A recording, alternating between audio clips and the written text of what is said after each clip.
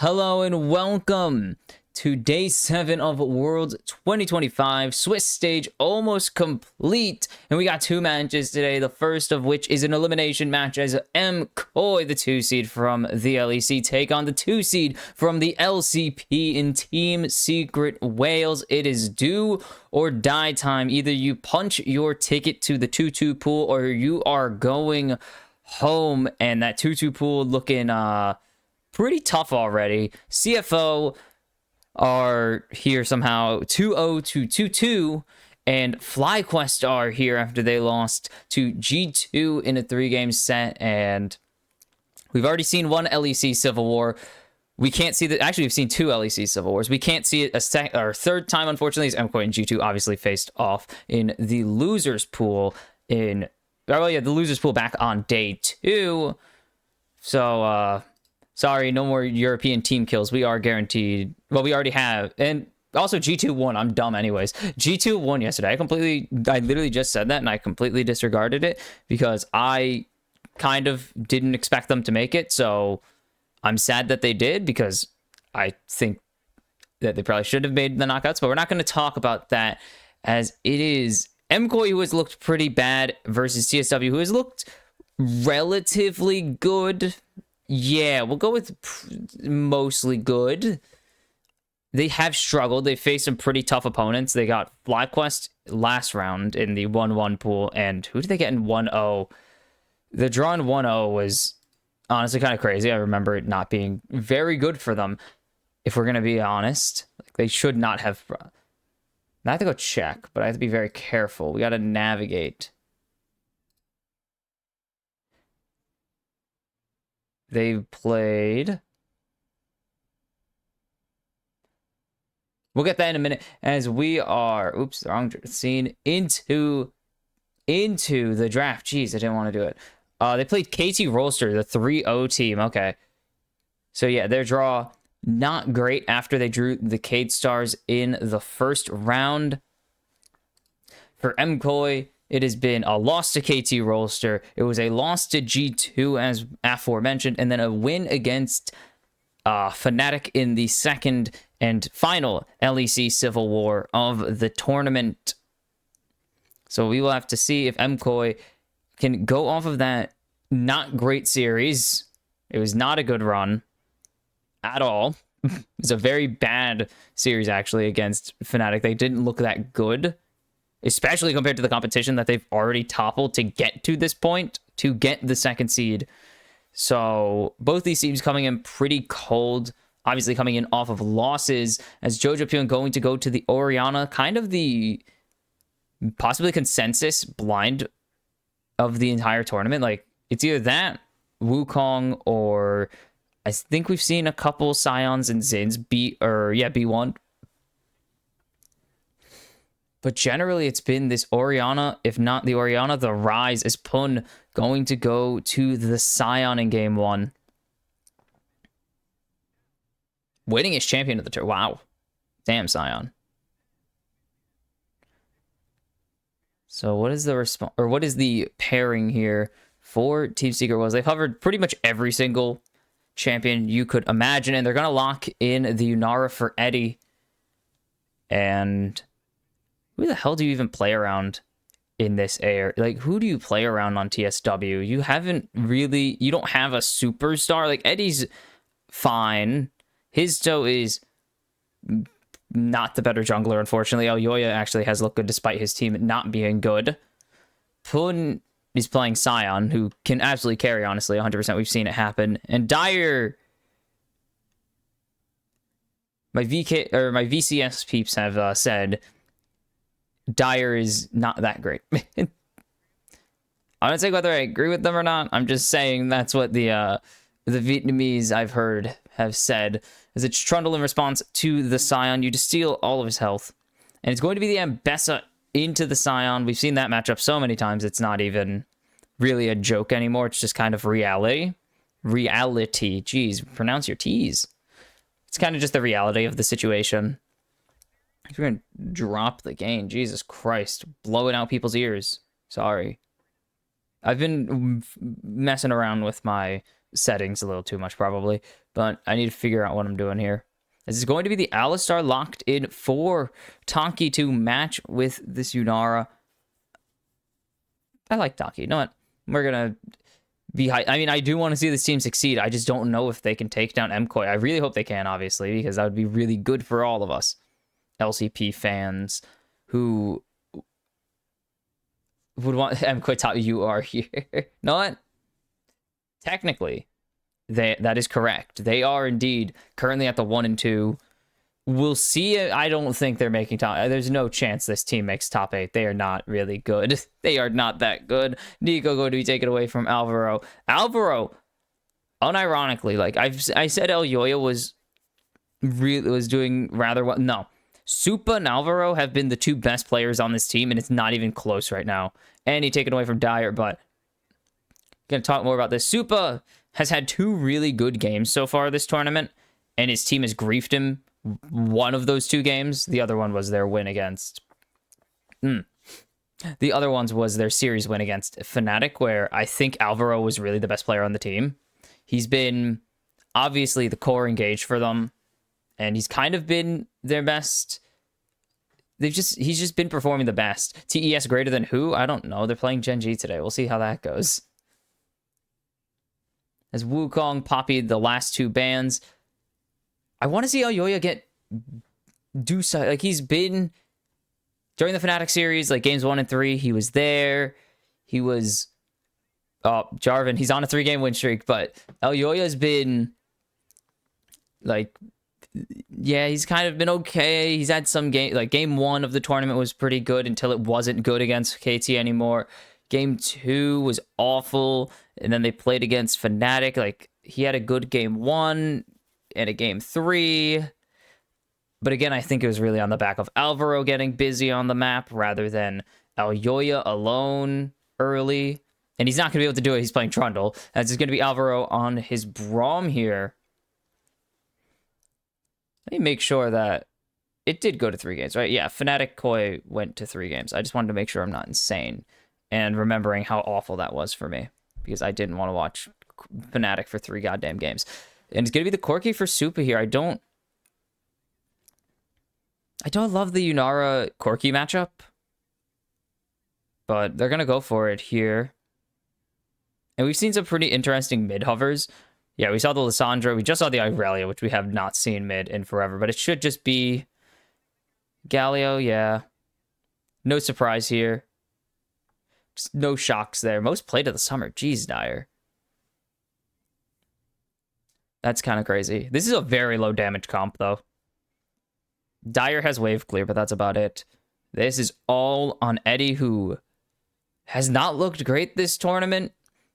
But you gotta, I mean, yeah, if your goal is to make top 8, you gotta have at least one good series at some point. So this could be it for Team Secret Whales. Like, this could be their one good series. MKOI have already started their climb back up, but MKOI, or for TSW, this is where it begins. They just started playing best of 3s today.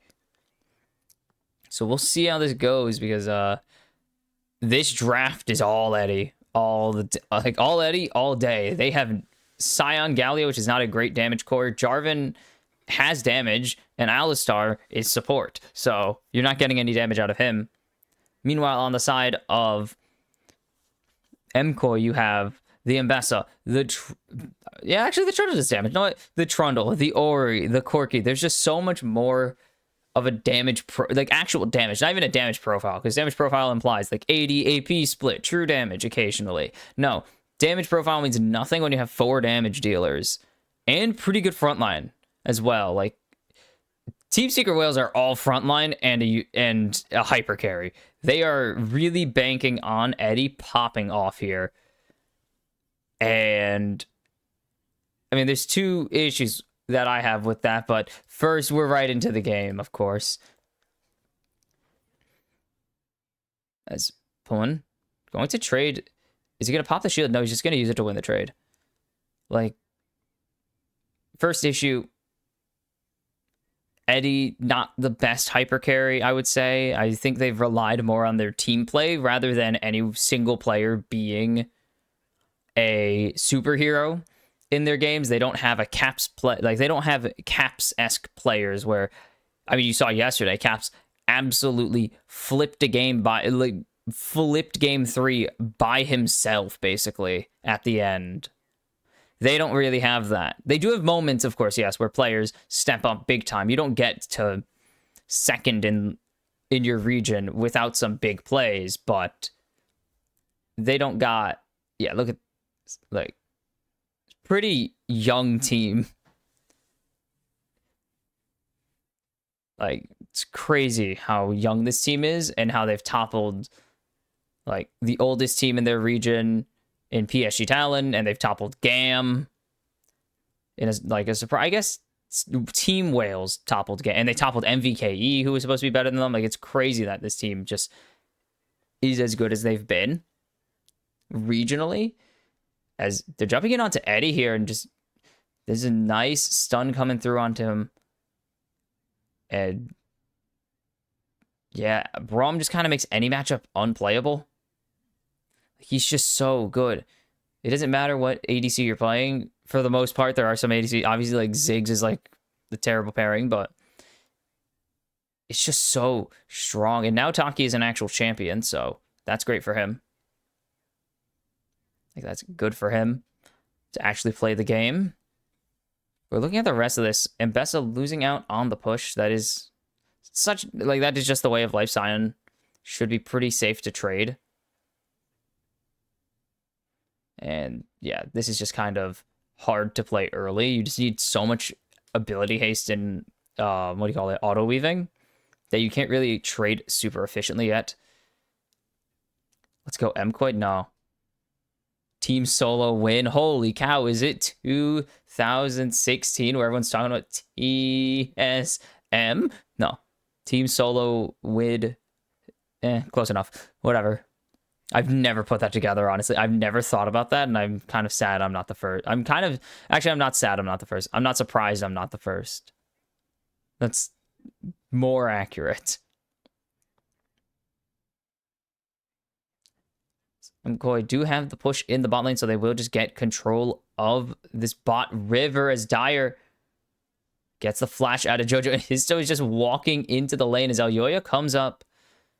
As there's the jump in for Taki, but Alvaro has the shield, and trying to get behind it is Eddie, but Taki going to be able to heal himself, actually, but Alvaro has the concussive blow stacks as there's a fight in mid right now, and Dyer gets his engage blocked. Histo has to flash away as there's the taunt coming in, but they just can't go anywhere. The flash in from Elyoya picks up the double kill with the red buff, and Elyoya in mid lane is flipping the game right now, as now Mirwin getting in. Pun has no mana, no health, and Mirwin has the advantage with the wave pushing in his favor. Actually, not really. As there's the jump in again for Taki, but he's going to get stunned up, able to flash away to safety, but Supa finds the auto attack. It's the feat of warfare, as just Alvaro putting the boots to ass on Eddie right now. Not Teddy, different bot laner, of course. But so clean, and that is the power of the Braum. Like, he's so good at flipping these trades into your favor. Just because your opponent can't damage the ADC, they can't hit the ADC, and then they can't hit anything because they're stunned. It's so good. And it actually works. They get the flash, they just leave. But yeah, that's the down. This is the bad side of TSW. A bit that age that makes them a very surprising team also makes them really inexperienced. I mean, this pillar is huge. I don't know if they win that without the pillar, but I'm pretty sure they do still. And there's just so much damage. Then red buff drops on Elyoya. Is the guy. I think it has to be the guy, because Supa can't always be the guy. Also because I don't think Supa's that great, but I mean, he's been playing really well. I should say that, like, I don't think he's great in the overall sense of league. I don't think he's that great of an ADC. I still am a firm believer that this team revolves around Elyoya and maybe Jojopyun now. But Elyoya just is the guy on this team. Yeah, there's no damage coming out from Eddie still. Has to get that attack speed first as he's going for the Kraken Slayers. They spot out his toe. Yeah, but the issue, yes, of course. The issue with TSW, hyper inexperienced. They are a bit willing to take some play, especially their mid jungle. Like, that's not great that one of your two shot callers is probably, or maybe both, are 18-year-old rookies. Not the best thing. I'm going to start the Drake. TSW going to try and contest this. Histo and Dyer are on the way. Dyer has ulti, but I don't know if there's a reason to really pop it. They're going to get it. If they can combo Elyoya here, there's the taunt coming through. They're going to actually get the kill experience. The Shockwave only finds Taki, but there's so much available is already having to flash out. Eddie flash follows, and he should be able to pick up the double. Or no, not the double. Who took the kill? Taki? Histo takes the first one as Supa in shop? Supa shopping instead of watching the game, and it's almost going to cost him his life. Histo. Oh my god, the dive for the kill onto Supa, and that's what we call the main menu tax. Oh, baby. And Alvaro can't face check because he just loses the 1v1. And Mirwin trying to take a reset. Pun in a bad spot here, but he will be able to not die to Elyoya, or to Mirwin, sorry. I did not think that play was going to work, but then they just, I mean, they lose a Drake, but who cares? It's one Hextech Dragon, and then they win a fight 3-for-1. Itaki just begins this. They burned Yoya's flash in the last play, so they kind of know they could do whatever they want here to him. And they get him. They lose Dyer, but who really cares? The Shockwave only finds one. And then Eddie is just popping off here. Doing so much damage. As Histo will take 2 of the kills, but Eddie is just putting in the work. And then main menu tax, man. What are you doing?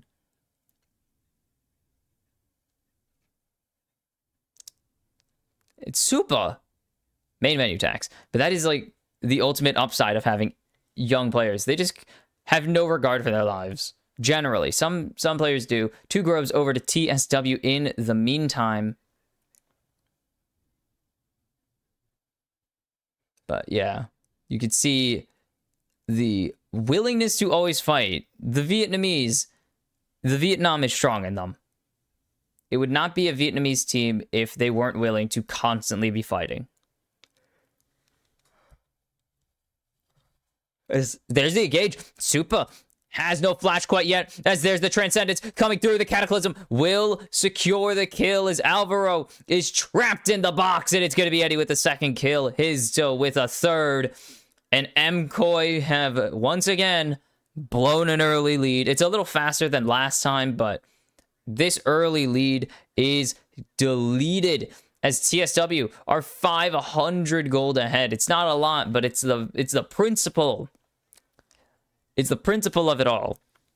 As they are 1k down in bot lane. Like, they had the lead. Elyoya was in an advantage state.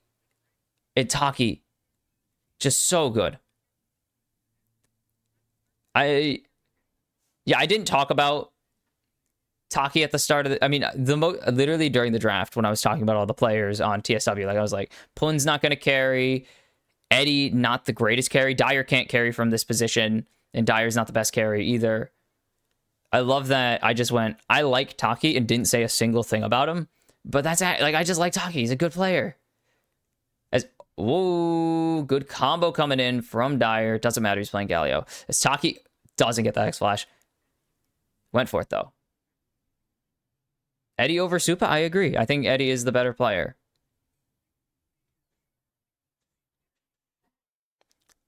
But honestly, that's more of, I said, but honestly, like 2 seconds ago. But that is more, oh, didn't get the Hex Flash that I wanted. That was more of what I was saying earlier. Like, they don't have any carries. They have team plays. Alvaro going in to pop this Glacial Fissure. As the autos coming in for the concussive blows, but he's still going to pick up the 1 kill again for 1 and 2 on this J4. And they don't get a response plate. They just can't dive. It's Sion. Is Eddie going to pick up a plating for himself? And this is the team. This is their thing. This team is more than the sum of its parts. TSW are just always playing better than, I guess, than you would assume their individual parts would. They're such a unit. They have that one-track mind. If someone calls a play, the team calls the play. Like, sometimes there is no contest, and that's not what you want to see. Jojo going to put the pressure, the damage down onto Pun here. As Shockwave comes out, I think Pun's going to live. Yeah, he's perfectly fine. Sion, baby. Okay, maybe he shouldn't stay this hard. Actually, Jojo gonna not get the cancel in time. Very close to picking it up, but unfortunately, the invulnerable frames of the reset. Oops. Kicked a bucket, literally. And yeah, his toe. You could see first international appearance as Pun is getting dove right now. And they're going to jump in onto Yoya. Alvaro tanking up this turret. And Pun is only going to lose his flash and ultimate here. And they're only going to get a plating in response. They're trying to cross map as the Drake was being taken. Unfortunately, you're diving Sion. Smirwin just has to watch his toe steal camps. Wow. That's kind of the downside of letting teams play Sion. It's so hard to punish cross maps because you have to commit everything. They probably had to pull Mirwin up if they really want to pick up this kill to get the damage down, but they can't afford to do that as Eddie is in the Transcendence. Supa is out of mana and he's out of a flash too. Eddie 303. Oh baby. You can't 1v1 this champ as Corky. Why are you there? Why are you the disrespect to Eddie? Like, he charges up on the wave and then slams Supa with it. I don't know what Supa thinks he can do there. He's already behind. I mean, he's technically not behind an item. I guess he wasn't at the time. But even if you aren't down an item, it's Yunara. She is the 1v1 champion in the bot lane right now. You cannot 1v1 her. Especially as Corky. Maybe if you were, I don't know, like Lucian, Ashe, Ezreal, maybe like a mildly fed Ezreal, you could do it. Caitlyn. But no, you're one of the shorter range ADCs who has to play into her preferred range, like into her medium to short range preference. His toe will be spotted on a reset too. So are they going to pull... They can't really pull the trigger on a dive. Yoya is in the bot lane right now. Alvaro isn't spotted. I don't think that ward is either, but there's not much that MKOI can do with this position. In the same way that it's Sion, it's Galio. It's Galio and you only have Roa Orianna. Even if it was Burst Orianna, you just don't have the damage to get through the Galio. So there's no play potential available right now for MKOI. They don't have a response really at all. And that is going to be a problem here.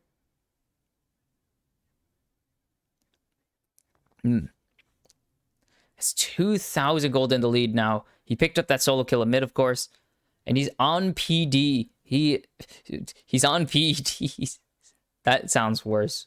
But he's got the Phantom Dancer already locked down. He's got the Cole finished. Supa is a tier into his Manamune. Not great. Is it TSW just going to sack this? Histo is going to give an engage for Taki here as Supa is getting jumped on by Eddie. And here comes the heroic entrance as the ADC's already fallen and doesn't steal it away. But they're going to have to steal their lives back here, as Aoya barely going to be able to get the flash, but Histo's going to follow him over the wall, and Eddie flashing, hitting him with the Kamehameha wave, and that's going to be a 4th kill in his pocket. Histo with 5, Eddie with 4. This team is doing super well for themselves here as Dire pushing in this top wave. Taki has the ult. He's going to be able to tank up another turret shot here as the shockwave finds 3, but they're only going to find the cow for it.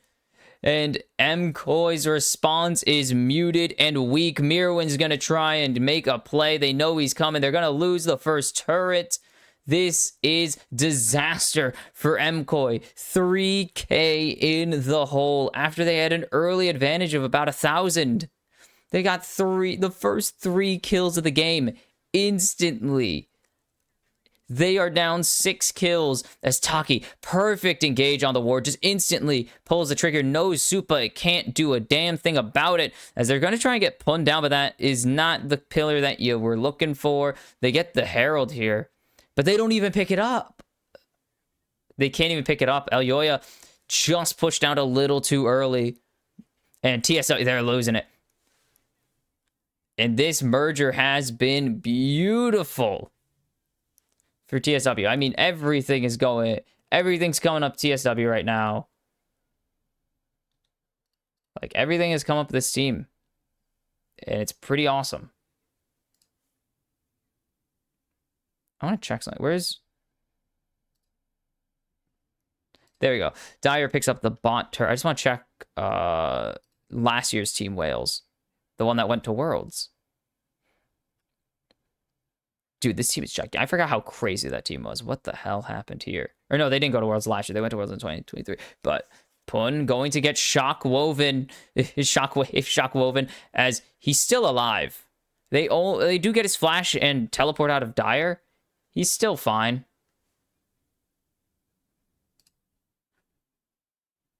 It was 2 years ago, sorry, that they made it. As there's the engage onto Jojo Pyun here, as he's just buying time. Nope, that roster's completely gone. Okay, I just wanted to make sure if that roster was gone or not. They lose the Drake. They lose the feats of strength as there's Taki jumping in. Does Eddie just think he can go for this?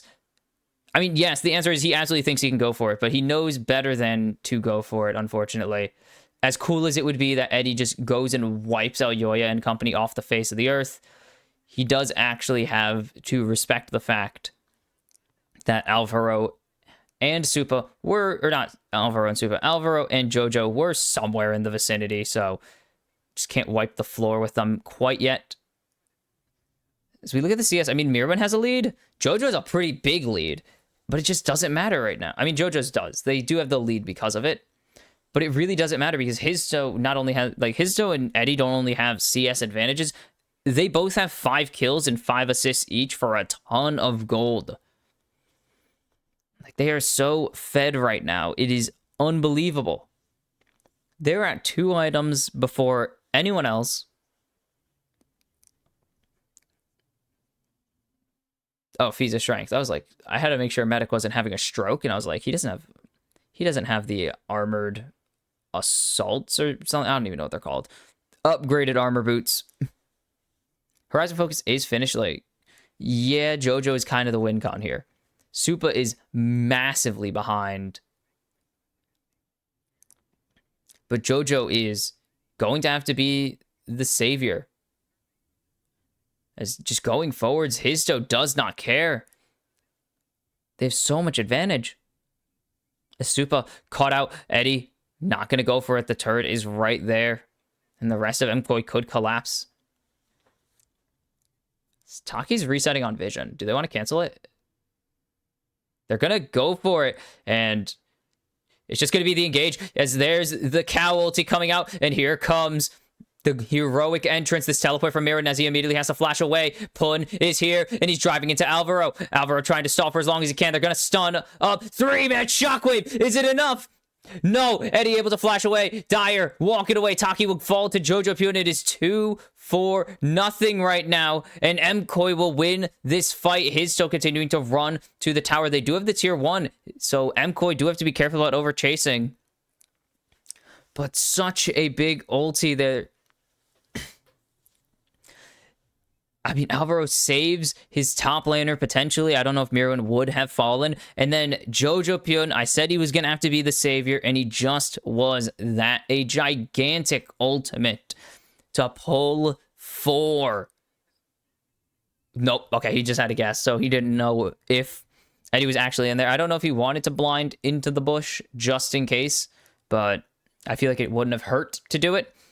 But this begins. Look at this engage onto Pun's ultimate, or the counter engage onto Pun's ultimate, and then Alvaro just surviving. 4-man shockwave. This allows Mirren to get into the back lines. Or, well, the front line, really, because the entire fight is there. But then everyone else gets out. It is a good pickup for 2 for Jojo, though. Like, that is huge. And he cuts 1,000 off of the gold diff right now, both in the literal sense, but in the sense that he just pulled 1,000 gold out of his ass in that team fight.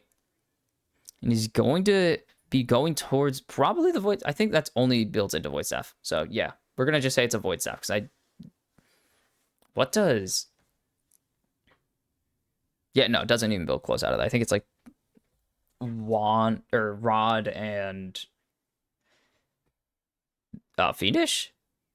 Is that not focus? Shadow Flame. I actually don't remember the second half of Shadow Flame for some reason. Whatever. We see the IE started for Eddie here, as Supa does have his Muramana. His random wins for El Yoya is going to be super important here. Eddie is really the only damage source they have for most of these fights. So getting rid of his output will be pretty helpful. As Histo has chilled out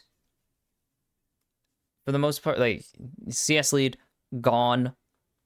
He is donating most of his paycheck to Eddie right now, as that is the true carry of the team. As he's still going to jump in onto Mirwin as he has the ulti coming down. Here comes the redemption, though. He's trying to just keep him in the box for as long as he can, as there's the jump in from Taki, and Mirwin is down. Pun going to pick up his first kill. As what are TSW going to do? Dyer is trapped up right now, but he has the support to get out safely. These 2 beefy frontliners, that is a great commit there from TSW, as they're going to possibly contemplate, but they're going to bait.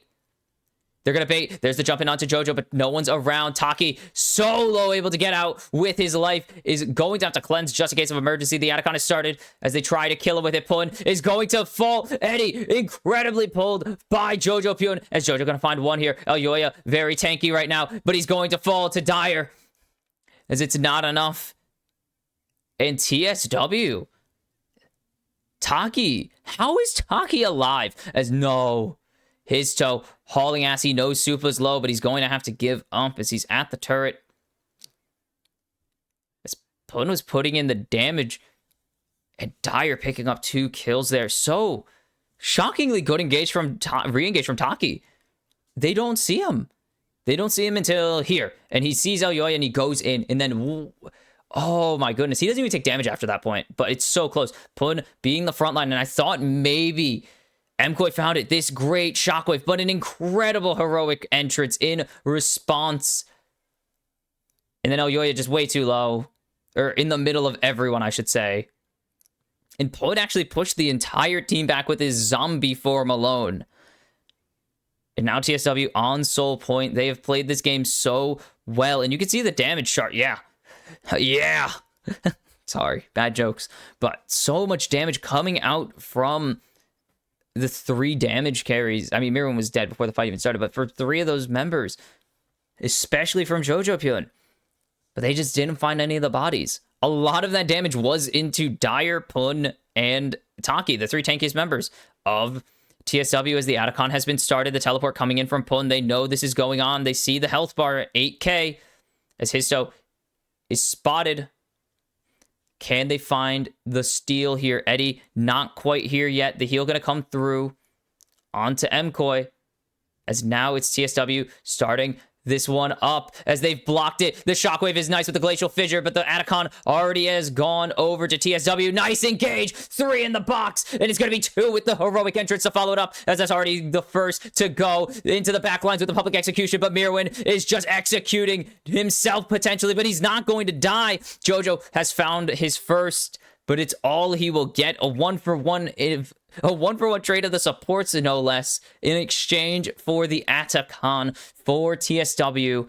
That is such a big pickup. As you can see, the level advantages are slowly getting close. Yeah, they have way less. So they have way less XP actually than MKOI. You could see it in the just pure ultis alone. Like Jojo, does he pick up 16 before? He might. No, he doesn't. He picks up 16 off his kill. Okay. But now you can't engage. If Elyoya goes forwards, he actually dies instantly. He pillars himself out even. As Pun is still perfectly alive. Mirroring into the backline. Histo with a great engage. And then boom, heroic entrance is so big. Good shockwave actually. Completely keeps Eddie away from the team. I don't know if Eddie wipes there. If he gets away from that shockwave. Or if he doesn't get shockwaved at all. But Jojo continues to save this game. 5-1 in 3 now. He is very fed himself. Almost 2,000 ahead of Dyer. Depending on how you perceive it, that is either a good thing or a completely meaningless lead because you're leading over a Galio. As Eddie, 3 items, upgraded boots for real this time. Histo, no way. No, he's going to be responsible. He was just going up for some vision. Was thinking about it more than anything else, and that's concerning. As Eddie knows he's ahead, and he's going to continue to press that advantage as Pun. Going to cancel the reset of Elyoya. There's only Baron on the Rift. I don't think TSW quite want to Baron yet. They have good Baron damage from Eddie, but I don't see this as the angle to do this. Is Jojo's getting hit by just one part of the explosion. The initial explosion, apparently, and none of the other parts, as he literally didn't move. But okay. And if you're MKOI, you just have to get Eddie. That's really it. If you get Eddie, you potentially can win any individual fight.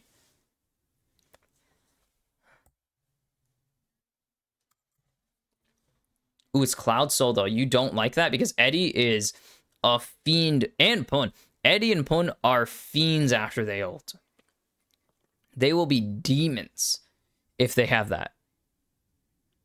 He's so using the best, I guess my most used Jarvan skin. I won't say the best Jarvan skin. I don't think it's actually that good. But it is the one that I think plays the best. As face checking Elyoya there, but Jojo not around at the moment. Not Jojo. Supa going towards the LDR or the Mort. Could be the Mort. Supa's putting in or getting chunked by Eddie, but maybe he's found his fight. Nope. Forced heals from both supports there as Histo and Elyoya just kind of trading some damage back and forth. But that's barrier out of... Ooh, that's barrier burned by Eddie. By Supa. Eddie still has his barrier, so he doesn't actually need the heal super much. As much as Supa wouldn't need that heal, as Tier 1 finally falls in the mid lane as TSW just load everybody up onto it. Almost 300 CS for Eddie. 37 CS ahead right now over Supa. And he will have this LDR potentially finished. No, he has the crit cloak finished. Okay. So this doesn't tell us anything because both of them build out of this. If he built the sword, we would know. But he doesn't. Almost 4,000 gold ahead right now. A full item and a half ahead of his lane opponent. As here's the teleport coming in. Maybe they found Histo, but that's just going to be 3. And jumping in onto Supa, actually. Eddie going forwards. Maybe they found their fight as the heroic entrance is huge. Jojo Pyun is down without even burning the shockwave. As now the bodies are going to start dropping for Eddie. 2 already for him. And Elyoya is probably going to drop as Elyoya is getting destroyed by Eddie right there. But Taki doesn't have the engage potential, and the frozen domain means he will get out with his life.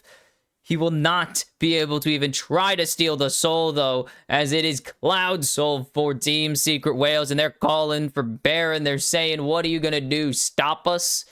As it is just Supa, Jojo Pyun, and Alvaro trying to save... I mean, not even...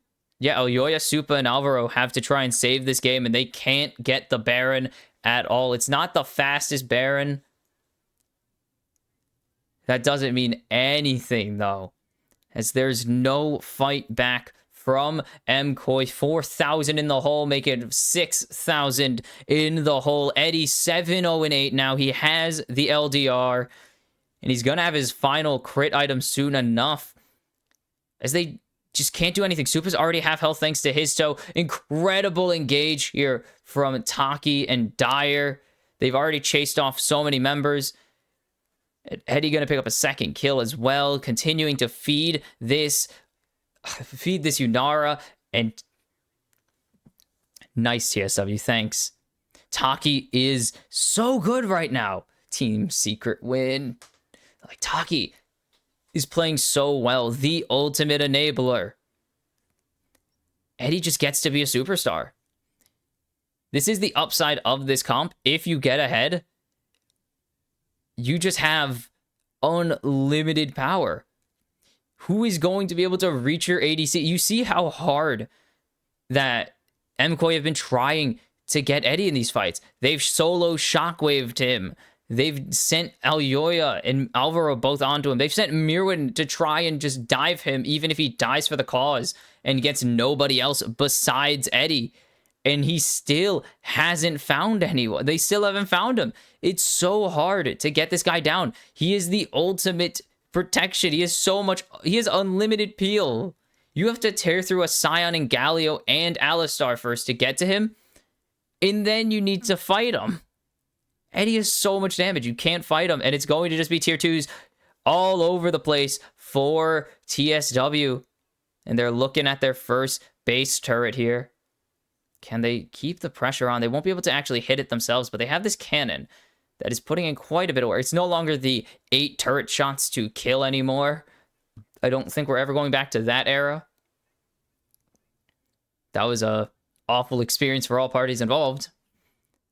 But they're just going to be able to keep escorting these waves in and slowly pound down these tier 3 turrets and open up the, potentially open up the map with these supers.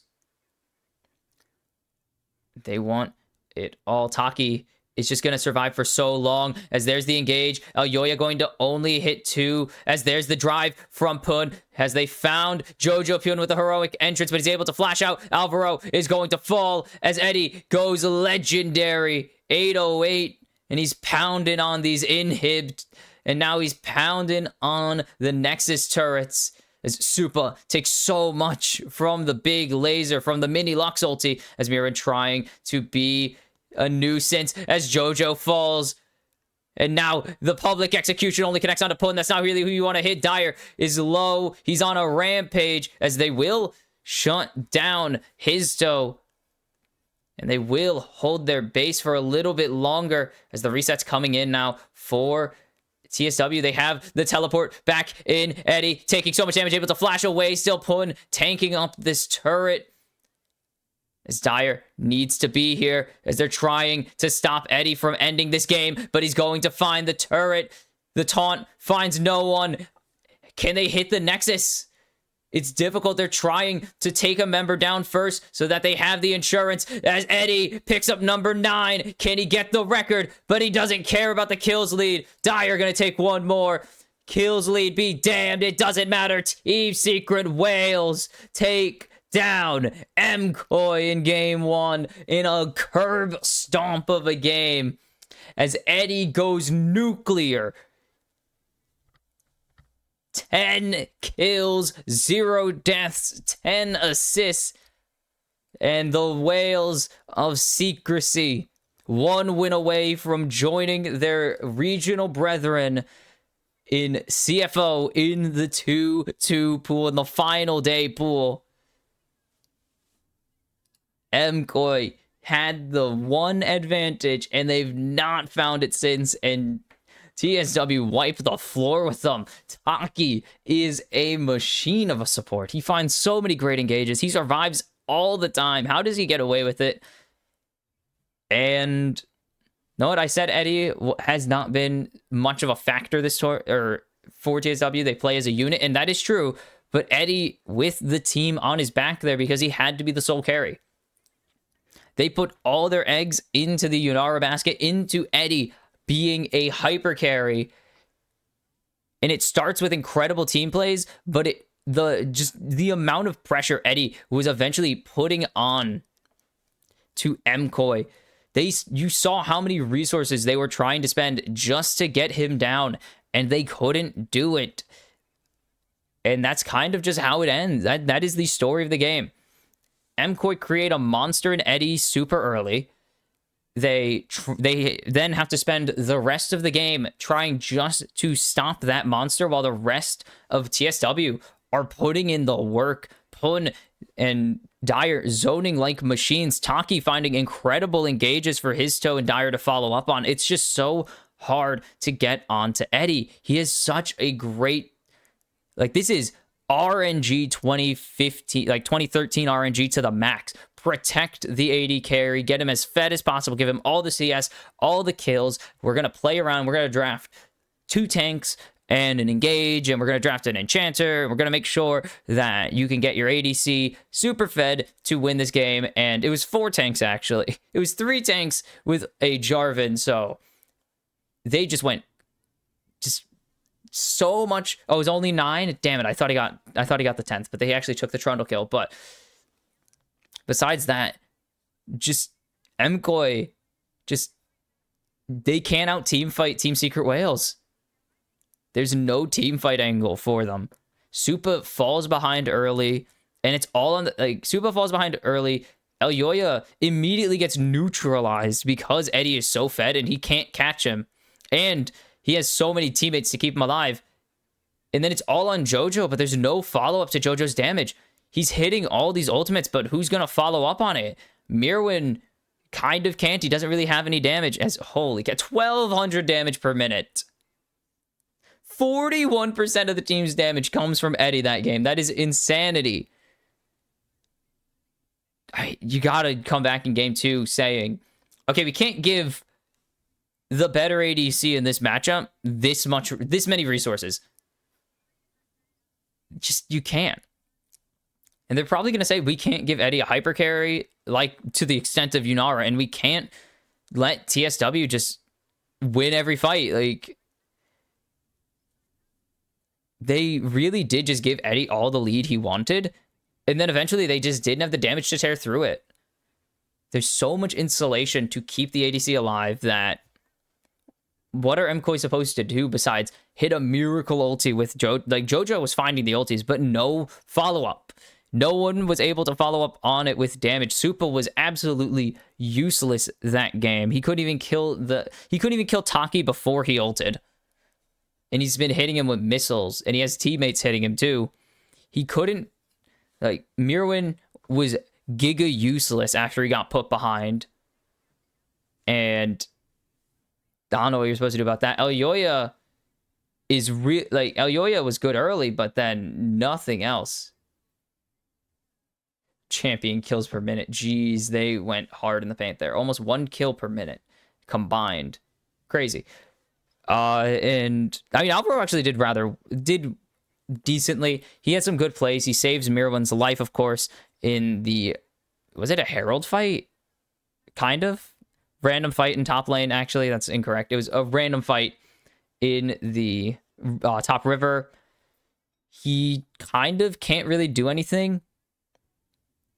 He had a good laning phase with Supa, but again, wheels fall off the bus eventually for MKOIs. They just can't stand up to Eddie. That's really like the core of the issue. They let the carry get fed after they didn't even need to. They didn't need to give them this much of an advantage, but they did. And so your punishment is being on the verge of elimination from the World Championships, and the reward for TSW is being 1 win away from fighting on Friday, or Saturday. Today is Friday. Thursday. Today's Thursday. The final games of the Swiss stage are Saturday. So TSW 1 win away from making it to the last day. MKOI 1 loss away from it all being over. You got to reverse sweep a team that just wiped the floor with you. Can they do it? We will see, as game 2 is match point for Vietnam. And we are back. It is 1-0 Team Secret Wales over MKOI after a Game 1 stomp by the Vietnamese representatives. And this is, for some people, not what they were expecting, because they assumed MKOI would roll this team. Surely the European 2 seed could topple a mere Vietnamese team, technically the best team in Vietnam. It's complicated as we are into the draft, but MKOI opting to the blue or to the red side first. But it is not quite the same, not that story at all. They already toppled the 3 seed from they already toppled the best team from Brazil, sorry. And I guess they probably would have toppled the 3 seed mathematically logically speaking, they seem to have been are better than Fnatic are currently, but will to be determined, as they do need to win this game still, or at least win one more of the 2 games to secure themselves a spot in the last day. MKOI, you gotta go back to back here. You gotta reverse sweep a team that looks really good right now, as triple AP bans here for Team Secret Wales, and the Wukong going to be taken away from his toe. And let's see. They have a lot of options. The Rise is available, actually, for Dyer here as well.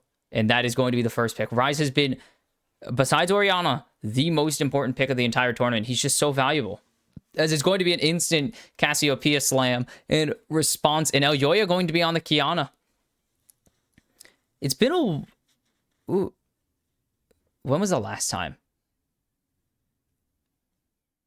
Yeah, when was the last time Elyoya played Kiana? I know he's played it. He has played it. He played it back when he played it back when he debuted with the Mad Lions. Back when that was a 5 or a 4 rookie team in 2020 or 2021, was it? Because they went to Worlds their first season. I remember that. It was. Yeah, 2020. When the Mad Lions made was it their LEC debut that year as well? That's crazy if that was their LEC debut. Like, that is insane. Let's go. We'll do some research, as it's the Xin Zhao going to be the response here.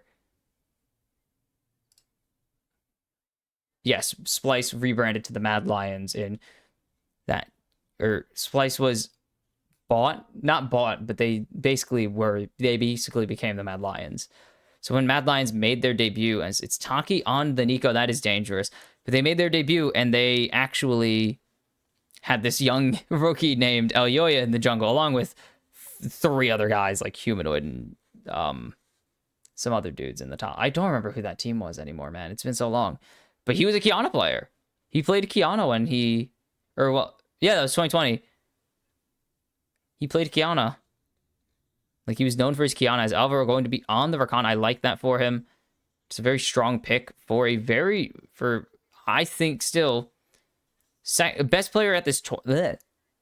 Hit my tooth with my other teeth.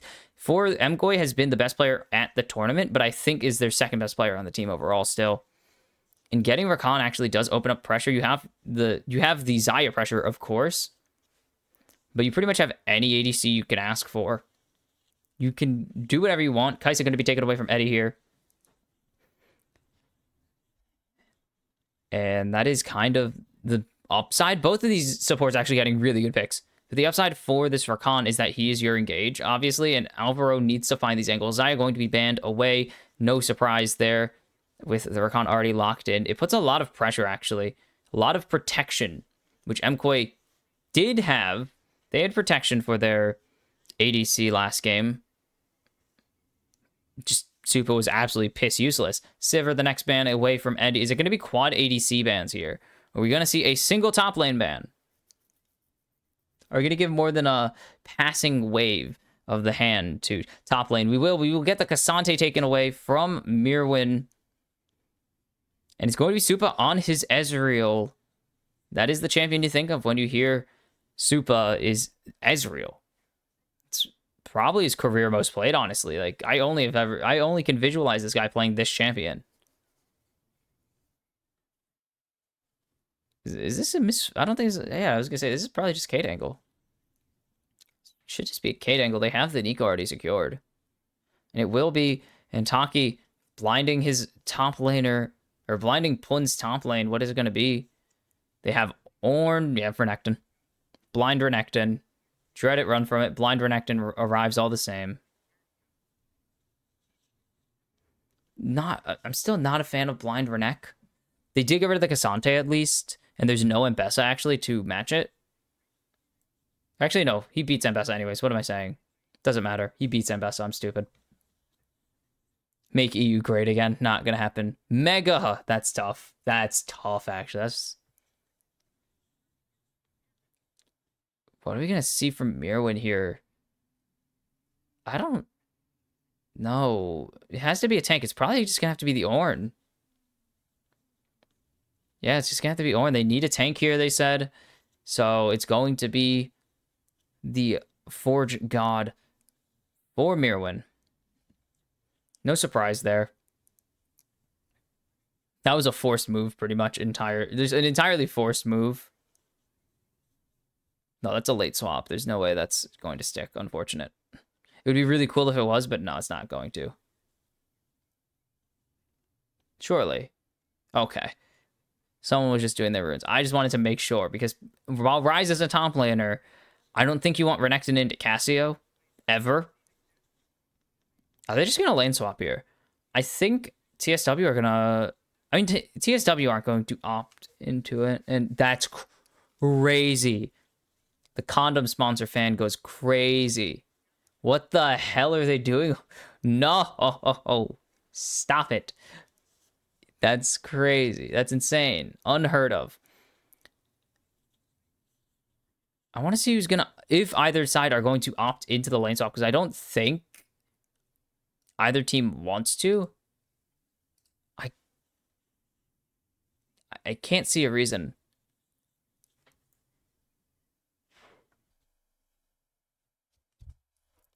I don't see a reason for either side. Like, Caitlyn... no. Because Caitlyn wins into Ezreal, I guess you don't really care if your Ornn wins into the Renekton. Ornn is fine being behind, so yeah. Game 2 underway. I think it's going to be the lane swap here for MKOI. I think they're going to opt into it. Lethal Tempo.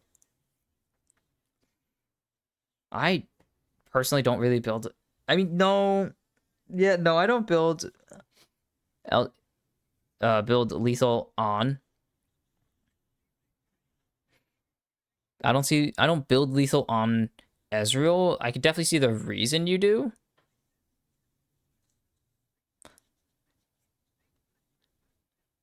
Ooh. Pun not going to go for a ward there, as they're just going to have Histo get the Raptor ward instead. They're actually going to lose it, so Pun has to come back and get red ward. Yep, okay, so it's unintentional. Unintentional lane swap from MKOI, as they are going to actually be matching this, so the Ornn going to be suffering. As Dire going to going to lose that opening trade.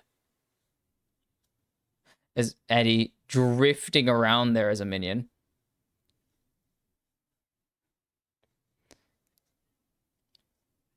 Supa should be pretty fine into this matchup. It's not the worst lane swap situation. You're mostly worried about your Ornn in this case. But that's about it. You're not really... You should be pretty okay with your Ornn getting kind of just destroyed. This Pun going to be pushed back. So it's really not that bad.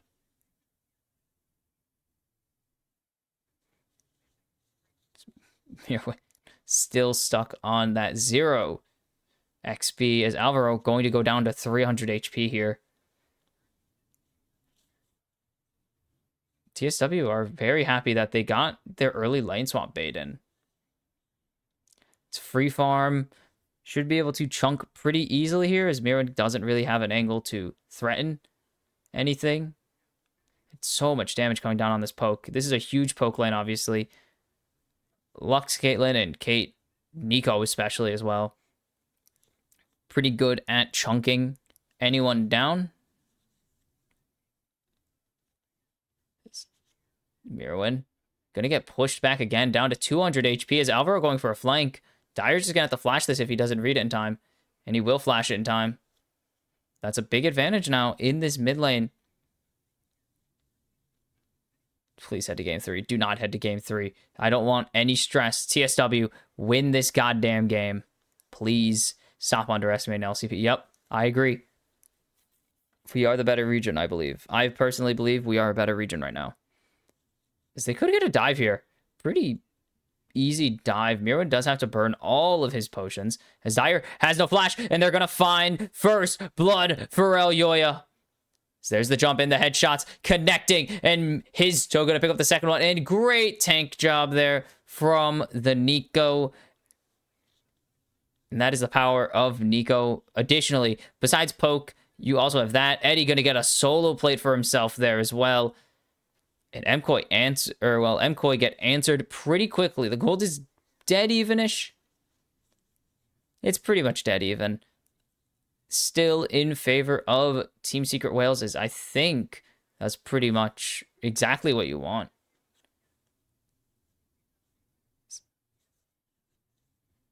Teleports out from these mid laners.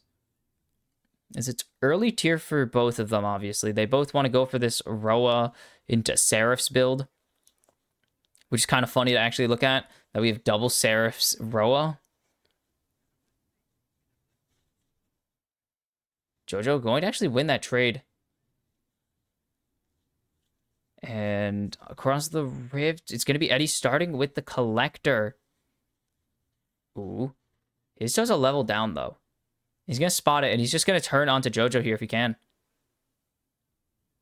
And Jojo going to get locked down. The 3 Talon strike is enough. It's going to be his toe picking that up with a red buff, actually. Dyer just making sure the kill goes through at that point. And TSW, once again, in the lead. Holy cow, Mirwin is down. Yeah, Mirwin down. See, I don't know why I'm saying that. Like, I'm surprised. Not because Mirwin's bad. No, I'm saying that, like, Mirwin wasn't playing into Caitlyn and lost a stacked wave. Actually, I think 3 waves under that tower after the dive. And then lost a ton because he had to go to the top side again. As Pun, not Pun. Sorry, I'm being annoyed at my own pronunciations. Is he gonna die? Is he gonna try and cancel his reset here? And there's no punish here, and this wave should be in a perfectly fine state for Pun to just kind of make Mirwin waste his time. He still is dominant, so he's not worried a ton about his health because he can just increase it by a ton. Get a ton of HP, ton of stats. As jumping in, flash for flash here. You take that. Pun does burn his ulti. That's not the best situation. Pretty chill with it, though. Just aggressive from Pun. Super aggressive, I should say. As Taki locking down Jojo Pyun. As the Petrifying Gaze does connect, actually, and it will save Jojo's life. As Dyer has no damage follow-up there. Damn. Jojo with the, picture-perfect reaction. Any other timing, and that probably hugely backfires this. It's going to be a teleport for Pun down to the bot side. As the lane swap is in action. As, wow, that is an aggressive teleport, but it pays off. So he does have the wave before the turret. It's going to be chill. And he holds the wave. Does an incredible job holding the wave. So good. Such a good response there, actually, from Pun. So these supports are out on the rift, out and about. As Alvaro gets jumped on here, Elyoya does have ulti, but so does Histo. Histo sees the angle, and the smite goes through for Elyoya. Okay. It's a 1,400 gold lead right now for Team Secret Wales. So Elyoya might just go for the ulti here, but not going to commit to it. I thought there was an angle for it. I don't think it was the correct... Like, I'm not saying it was the correct angle or that he should have gone for it. I'm saying there was an angle. Whether or not it was good is irrelevant. First grub goes. It might just be 3 here. As Jojo continues to just win these trades against Dyer. He has that Conqueror, so he's really chunking this. He's really sustaining a lot. And it will be 3 grubs over to TSW. We saw them get 2 last game. And now with 3, they have pretty good push with the Kate Renekton. And now even Dyer's gonna have some good push with the triple grubs, giving him a ton of damage, even with low attack speed. Spoon doesn't actually know where Mirwin is, was just guessing he's in bush. He does not know he's Alcove Gaming. Don't think he really cares to learn that he's Alcove Gaming. As this will snipe some of the wave, some of the front wave too. As it will be a back into an opt-in here for this lane swap. So this should just be a reswap for both sides, as Drake is the new focus here. We're going to, okay, good. Going to play good League of Legends and let this tower plating drop.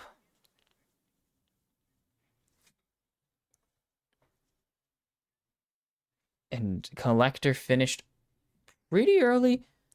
Yeah. 9 minutes. Profane Hydra's already done. You know, it is a dirt cheap item compared to Sundered Sky, or I don't think Roa is actually that cheap. I'm trying to remember. I don't build Roa. I play Annie. I don't build Roa. I mean, you can. You should. You should not. I also play support in ADC. We don't build Roa where I'm from. One gets the cleanse out of Supa there pretty easily. His Histo is spotted. Histo is also spotted. As Pop Blossom is popped and locked down. His Supreme Display of Talent is burned in response. And that is a nice pickup there for Taki. And Mirwin's in danger. They don't have the ulti, but he is still in danger. Let's see. Hold on. Sorry. I'm checking something really quick. We'll see. Anyways. Unrelated. As this top turret should be getting another plating dropped here for Team Secret Whales, and it will. Nice charge out from Mirwin. And TSW are loading up the damage onto this turret. The 3 grubs plus the Caitlyn is doing so much. So much work on this turret, actually. It's kind of nuts. It's Mirwin unspotted, actually. And they're just calling to finish the turret off. Mirwin does have ulti here, and he's forced to use it as he's going to get some clear on it. Taki not going to actually land any of his damage. And now Histo jumping in. There's no Forge God available to call, as there's the ace in the hole. And there's the feat of warfare going over to Team Secret Whales. Such a nice pickup. They see the just so much perfect going there. It's like so many things going perfectly. They get the call of the Forge God. They push Elyoya completely out with the Pop Blossom already burned. And now they put so much pressure on this turret. Feats of Strength instantly in one fell swoop over to TSW. And so much damage. This Caitlyn is so fed now. A full turret plating plus first turret gold to herself.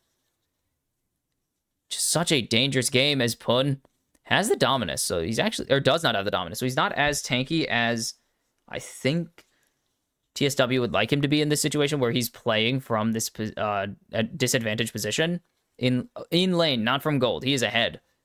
He is thoroughly ahead of Mirwin. Almost 50 CS up. Things are not going well for MKOI here. His Cleaver already finished to just delete Mirwin's stats. They have dueling Roas, so they should be done around almost the exact same timer. There's a Dark Seal in the pocket of Jojo in exchange for a set of, not even a set of potions, in exchange for boots. That is the upside of being Cassio. You don't need boots. As, Mysterious Cannon. Yeah, Mysterious Cannon. Don't get that one.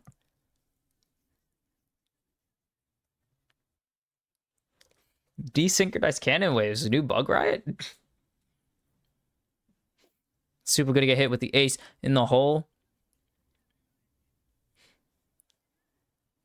As plating will drop here if Dire lets it. And will let it drop. TSW have their team fighting ultis available here. Dire can rotate up. Histo and Pun have their ults. Ooh. Jojo does have the level advantage at the moment, but it shouldn't be that much. It will be matched, actually. Teleport's available for pretty much all parties, but Dire has his ulti, so he doesn't need the teleport. He's jumping in onto Mirwin, as there's the double slice, the dice. Is Pun gonna flash W, and he's gonna pick up the kill with the Dominus aura. And he will fall in the end here, as teleport has to be burned from Jojo there. And Pun is pulling so much priority. Dire's about to get a ton of damage onto this turret. There's no teleport available for 5 more seconds. And if he does teleport, that turret's already gone, so who cares? Yeah, he's just got to walk it. And the gold is pretty even in the jungle, despite the fact that Histo has 3 kills. So much already taken from Team Secret, or by Team Secret Whales, and now they're 3k ahead as they pick up another turret to themselves. Or for themselves, sorry. This is a dangerous existence. Mirwin is so behind, holy cow. A full level down, almost 2 full levels down on Pun right now. It's Taki just being a nuisance, as you do. As my phone doesn't want to shut up. I don't care.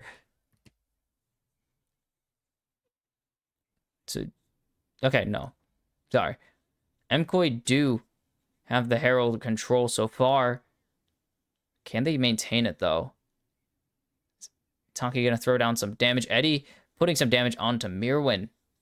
And they've pushed MKOI out by just showing on the map. Dire does have teleport now, so he can actually pop up into this fight without the ulti. As Pun and Dire going to side lane hard here. Super gonna go below half with the ace in the hole connecting. Who cares? And MKOI just have to give this up. They don't have a choice. Nice Darksteel stacks for Jojo on that kill. Yeah, he did pick up the kill. Did he? Yeah, he did, because Elyoya picked up first blood. So, yeah, Jojo going to pick up at least something with those stacks, but no. 40 seconds on Drake, and TSW are fully going to be able to get back out onto the map. Again, 2 teleports. They could take their resets right there for Eddie, Histo, and Taki, so they don't need to reset anytime soon. TSW just got to find anything. Alpha are going to take a good amount of damage there. Eddie going to take a lot from the True Shot Barrage. Does something. As Pun jumping onto Mirwin again. Mirwin has no flash. He's going to disengage. Is Herald being dropped in the in the mid lane. They're going to just try and grab this push. Gets the Shelly charge, and they just want control of the river. They're not going to be able to grab a ton of control of the river, but Taki will have his positioning. Elyoya is spotted on a ward right now, so there is that victory.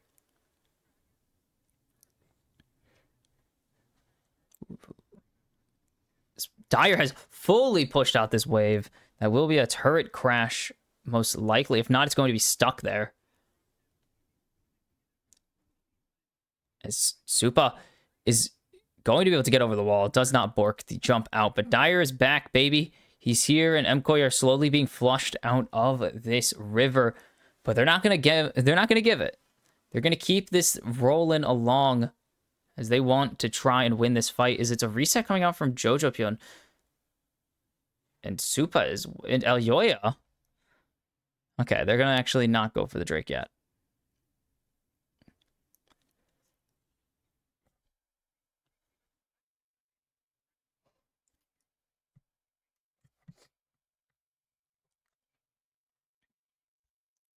Okay, so it's Archangel staff, or not Archangel, sorry. No, it's Archangel staff, yeah. Ooh, reset canceled on Eddie. That's going to be a big deal. As MKOI already have the Drake started. Histo's in the top side right now. They're going to give over this Drake stacking potential. As Miro teleports to the top side, 2 levels down right now. This is getting ugly for the top laner. He's getting kind of just destroyed. Alvaro's spotted. This Ezreal, I mean, I guess it can't be that bad. The Ezreal's only a little behind. But Eddie is very much on the 2 items right now. Is nice buffer there from Supa and Ace in the Hole. So it's the beginning. As Histo's actually going to reset that camp. I guess they do have the push, so they can try and invade those Raptors constantly. I'm quite looking for the bot lane play. Dire's already out of there. They will lose their tier 1 in mid. Supa, not going to find anything there. And Oyoya has to disengage from Dire. They've been just giving it. It's halfway through this mid turret already. And now Dire here dodges away from the petrifying gaze, but he will get hit by the supreme display of talent. Spoon just teleports. And that's all he needs to do. Alvaro cleanses away. Don't think he really get... Okay, it was from the W slow. Just cleanse because you have it. You're not going to really need it. Is Eddie not going to blind check this bush? No. So they close a little bit of the gold gap there with a kill onto Dire. Still 3k down. They do have Drake advantage at least. That's something.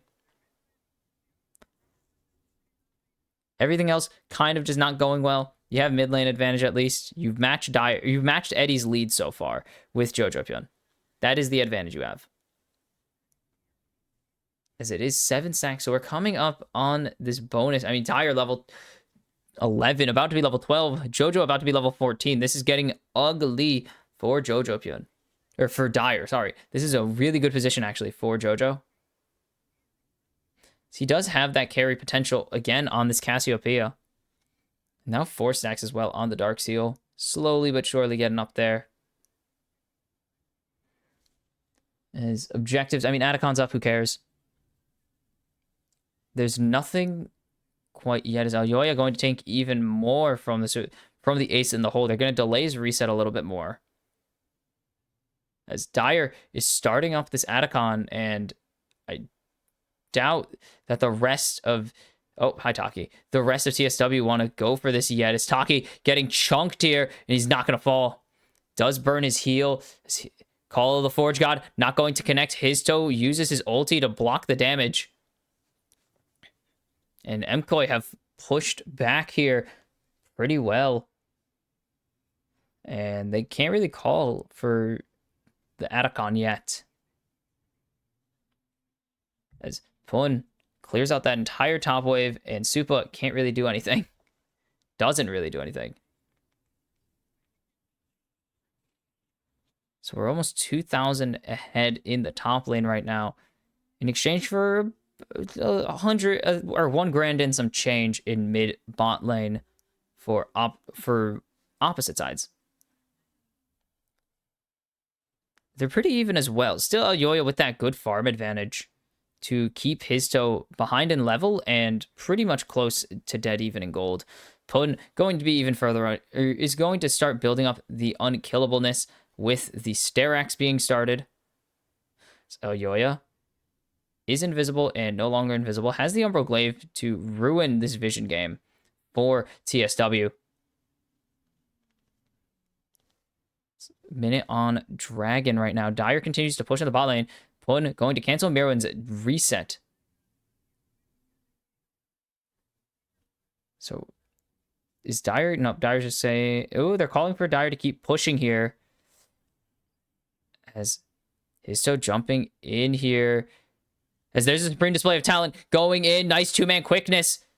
But the Pop Blossom Going to find one, but the Petrifying Gaze finds 3. There's no damage coming out from TSW, but now Dyer's here, but he's on the back line, and that means he's in the back of everyone. Is putting, flashing forwards, but Soup is able to get out. Eddie, ace in the hole, finds its mark, but the rest of TSW are falling to the wayside as Dyer, no ulti to get out to safety. He gets the move speed from the Scryer's Bloom, but Elyoya is chasing him down as there's going to be JoJo on a rampage.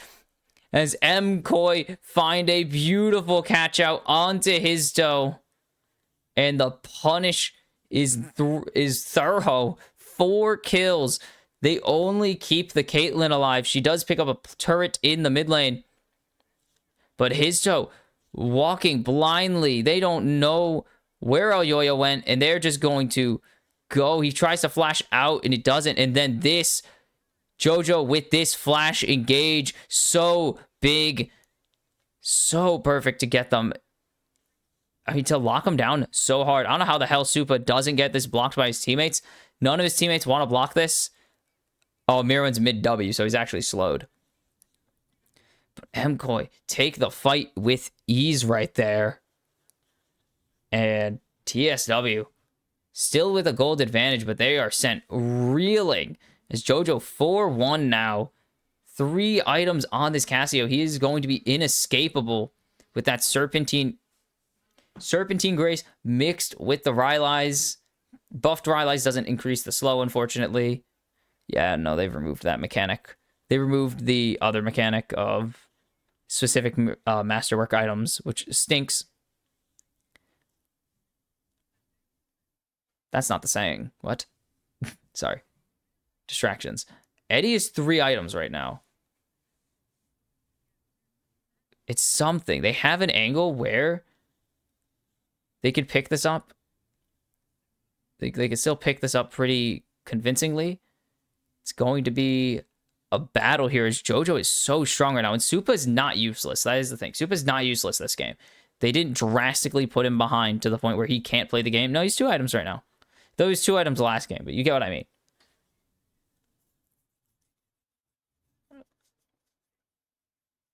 Like, it's pretty easy for them to do this. But TSW still are in a position to fight. Mirwan has the Locky. He knows how he's doing this game. He knows the econ is not in his favor. That he kind of just got cooked up on lanes twice. As they're going to jump in onto Dyer. Dyer has no flash right now. Gets hit by the quickness. The miasma also there on top of it. And now Elyoya is going to go on a killing spree. His punt is here, but there's no real response available for Team Secret Wales. That was mostly... He knows that, however, they see each other on the sweepers. And now JoJo going to pick up this gold here. It's a gold lead for MKOI now as Dyer having a terrible game so far.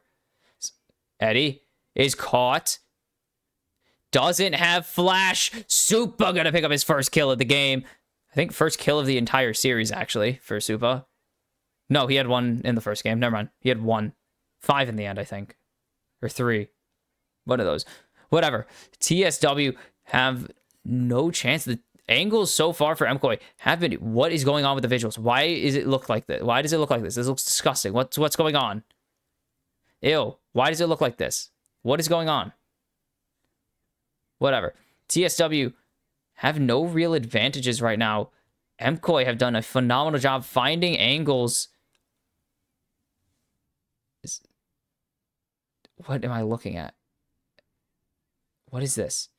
Sorry, gross visuals aside. They get the spear onto Supa. He has so much spell reset availability now. Like, his uptime is crazy. JoJo going to actually have the Seekers here as well. He is very strong. Elyoya with... Ooh, pun face checking. He's going to He's going to die here, actually. He has to burn the dominance, but he's not going to even be able to do that. JoJo has 5 kills now in this one. And the sole North American in the LEC... Holy cow, Eddie gets chunked. The sole North American that plays in Europe is saving the region right now, and that's got to be some sauce coming from NA, right? Your current best performing player, he's actually one of us. So they will at least get this turret in the bot side in exchange, but Baron is going to be a 3,500 gold lead for MKOI here. So they will drop a little bit, but it's immediately responded to by Supa, so 3,500 gold is the advantage once again. So they're trying to actually get these reset cancels so that they can go for a fight here. Eddie. They get him. They get him out. Good realm warp out. Dire able to juke away from the ulti from Ornn.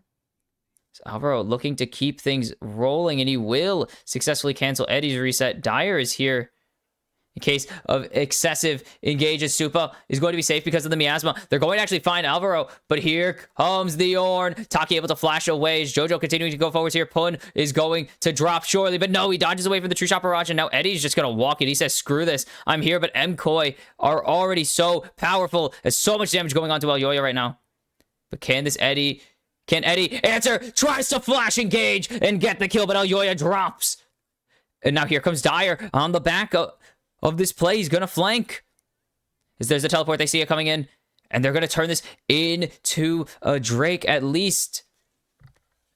And now Supa going forwards doesn't connect with the Mystic shot, so that means there's no engage here, or no follow-up available for him to pick up this kill. TSW pull that one back barely by the skin of their teeth. They do lose a ton of gold. I mean, a tier 2 and tier 3 in mid, a tier 2 in top lane. You take what you can, but that is a lot. As Nico doesn't steal it. Wait, did he? He did. Oh my goodness, it didn't look like he did. As Supa is going to continue to have his resets canceled. Taki just being a pain in the neck right now for Supa. It is a 3k gold deficit still. And that is fully stacked Dark Seal. It's been fully stacked Dark Seal. But that is also the Zanya's finish, as Jojo is 3,500 gold ahead right now of Dire in the mid lane. Eddie is full build, pretty much. He's just going to be able to get this QSS. Not going to go for the Sash, actually. It still gives lifesteal. Not going to go for the BT. It's going to be the QSS instead, as that ward's actually not picking up. That one Mega Ward's not picking up at all. It's crazy. Eddie. Or not Eddie, Taki getting jumped on. It's a pre-display of talent, and that's 2 members down for Team Secret Wales. What a catch out. As they're looking for Eddie. They're going to get him, as there's the engage, the heal, or the ghost burned. It's Dire just throwing an ulti there, trying to pretend. This Pun is nowhere nearby. He needs to get back to base, as MKOI are looking to end the game right now and send it to game 3. And that's an instant tier 3 destroy. That's going to be another wave of supers, if nothing else, for MKOI to work with. But this should just be the end of the game. Dire just does not have the damage. He's only 2.5 items right now. Eddie is the hero, and he's going to have to play like it here.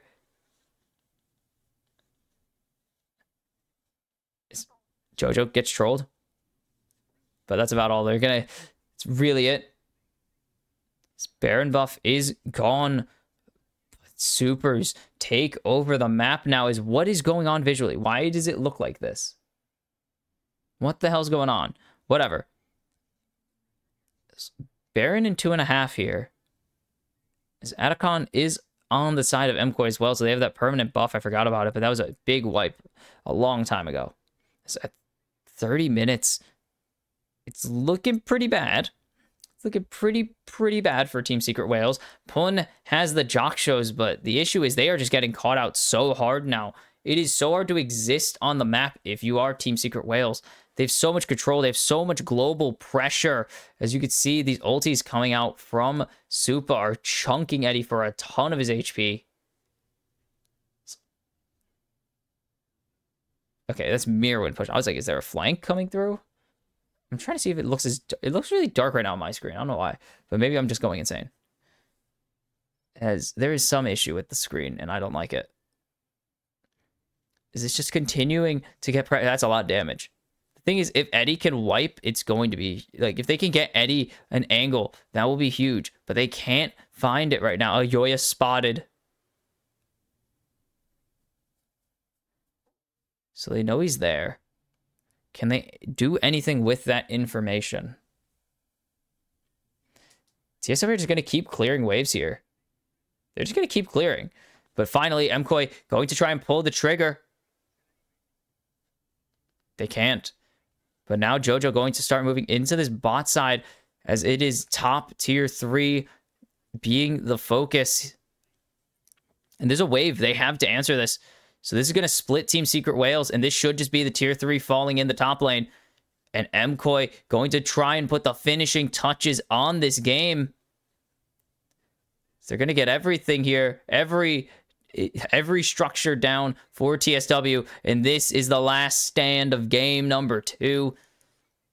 As MKOI are refusing to die right now.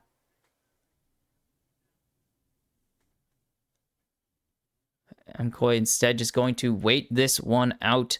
They have Baron in 10. They can just chill. Drake in 40 if you really care about solo at this point. I don't think they do, but it's 5K. And TSW need to just blindly walk into the jaws of the monster that is MKOI right now. This is full build JoJo. He just has to upgrade to a Medjai's, and he is done for the game. He's going to get his Gromp at least. But there's no fight. They're not even going to attempt to steal. They're just going to hand the Baron over to MKOI. This is that's kind of just the game. Unless they absolutely wipe MKOI. They have so much pushing power now with 3 inhibs. And these waves of supers coming through. This is just the end here for Team Secret Whales. This will just be the end of game 2. This will be game 3 being forced. His opponent getting shredded right now. JoJo so fed at the moment as 2 waves of supers synchronized supers. And there's the engage. It's big. The Pop Blossom finds no one. And there goes Dyer. There goes Pun. MKOI slowly choke the life out of TSW and send this one to one final game as both teams will fight for their lives in the third game 3 of the best of 3 so far, if I'm not mistaken. And the second 3-game set for MKOI here. No, we've had plenty of game 3s. 1, 2, 3, 4, 5 so far. 5 of them. That's pretty big. And so MKOI going to keep this series rolling. And they're going to keep their hopes of advancing in the World Championships going with them. And that was much, much better. They played a lot around JoJo. For good, like, with actual support this time. Elyoya actually found some really good plays and some ints to go along with it. But it all comes down to JoJo, the North American in EU. What the hell kind of sentence am I, like, being forced to say? Because MKOI, I mean, if they had Humanoid, it would be even worse. Like, let's be real. But ooh, both these teams look kind of bad in this series. I think TSW still have looked better compared to MKOI, but MKOI really good at controlling the map there. They didn't really play the fast and loose style that TSW played in game 1. They played a much more controlled and macro-oriented game for a lot of it. Even though TSW did have the advantage, they also team fought very well. They didn't just run into TSW again. The TSW did just kind of, I mean, let them win. I guess they kind of knew the game was over. But if you know the game is over, you just throw a Baron fight. You just go for it. Full send a Baron fight, but whatever. And Alvaro and Elyoya worked really well together. It's just JoJo. I think JoJo is still the reason this series is still going, and I just don't see another reason to say otherwise. Like, Elyoya, or well, not Elyoya, JoJo is the reason this series is still going, and MKOI are going to have to probably lean on him and Elyoya again to pick up this series win and keep their world's hopes alive. So game 3 for elimination is it going to be a second LCP seed, a Vietnamese representative once again toppling MKOI? I didn't even mention MKOI have lost like their last 3 games and or series against current LCP teams. Like they haven't beaten them this year. They lost to they lost to PSG last year in an elimination series. They lost to was it TSW this year? No, they lost to not GAM. Crap. They lost to CFW at MSI, obviously. And then they lost to I don't remember who the other team was. They lost to not CFO. They didn't play CFO this Worlds.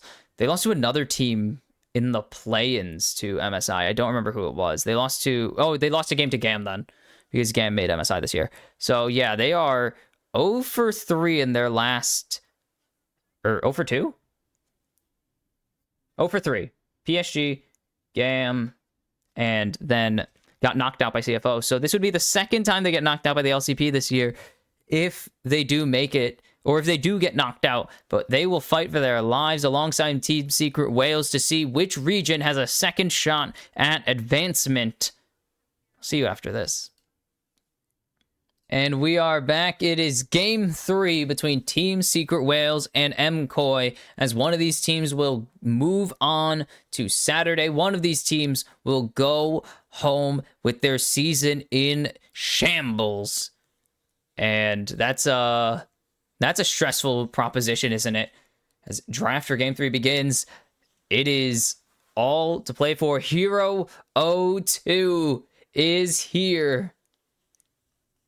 This is the Hail Mary play for Team Secret Wales.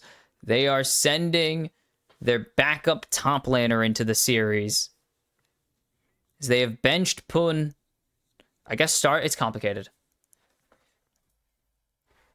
What is up with LCP and top lane substitutions? Driver and Rest have been splitting games for the last 2 series, and now Hero 02 is coming in for his first game of the tournament, as Pun has been put on the bench. The Wukong continues to be taken away from his toe. It's going to be the Poppy first rotation from Alvaro. He had was it Fnatic? Yeah, he had a very good game against Fnatic, if I'm not mistaken. And Andy going to be the final one here. Dyer losing out on that CC heavy burst champion in the mid lane. And that just means he's going to get his hands on his champion of choice, the Aurora, coming through. That says Quovi. That is not an H. That is a Quovi.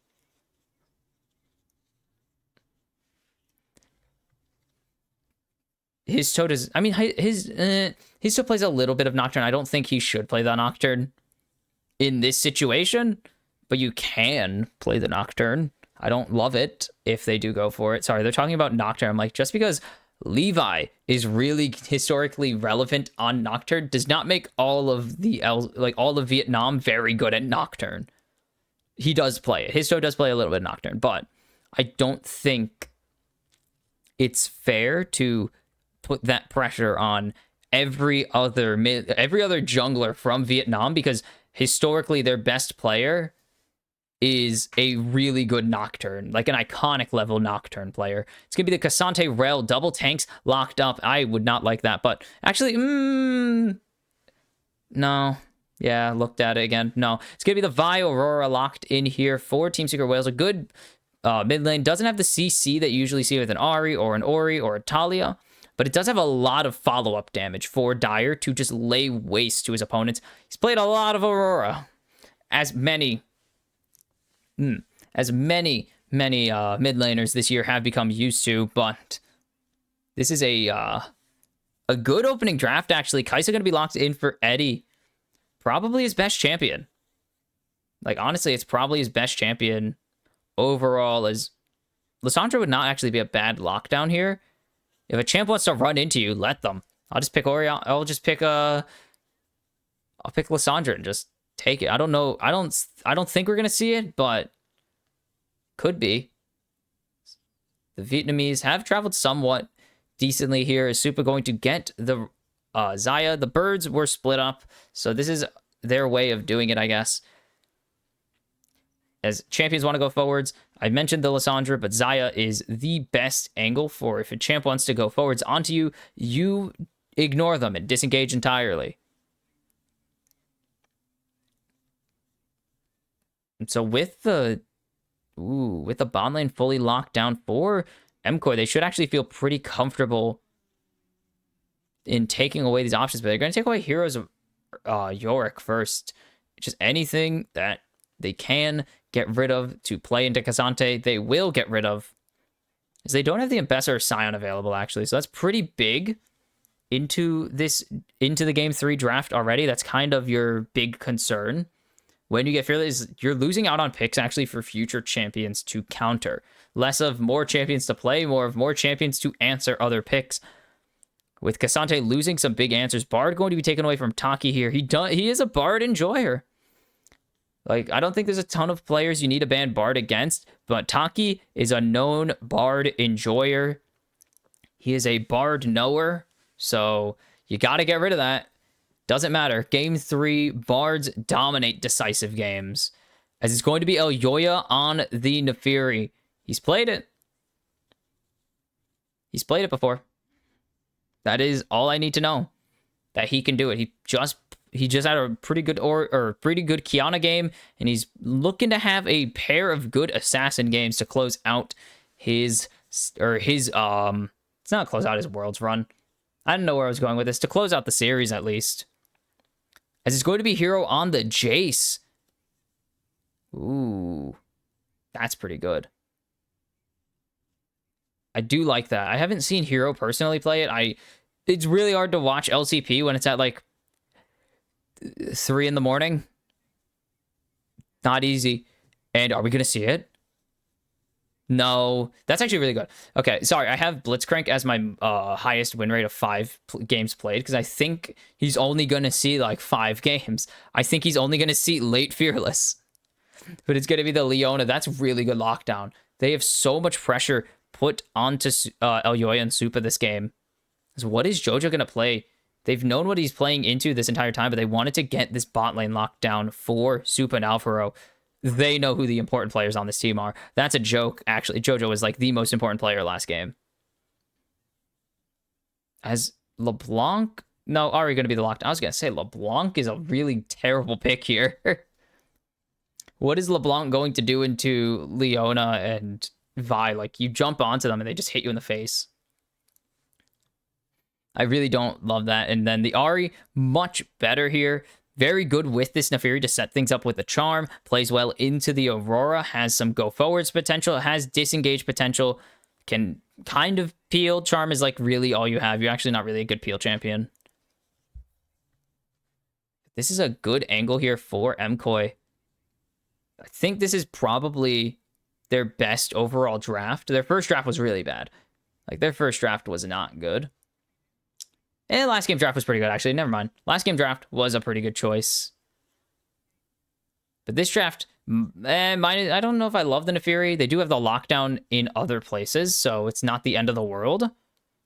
Don't love it, but I think otherwise, this is a pretty good draft.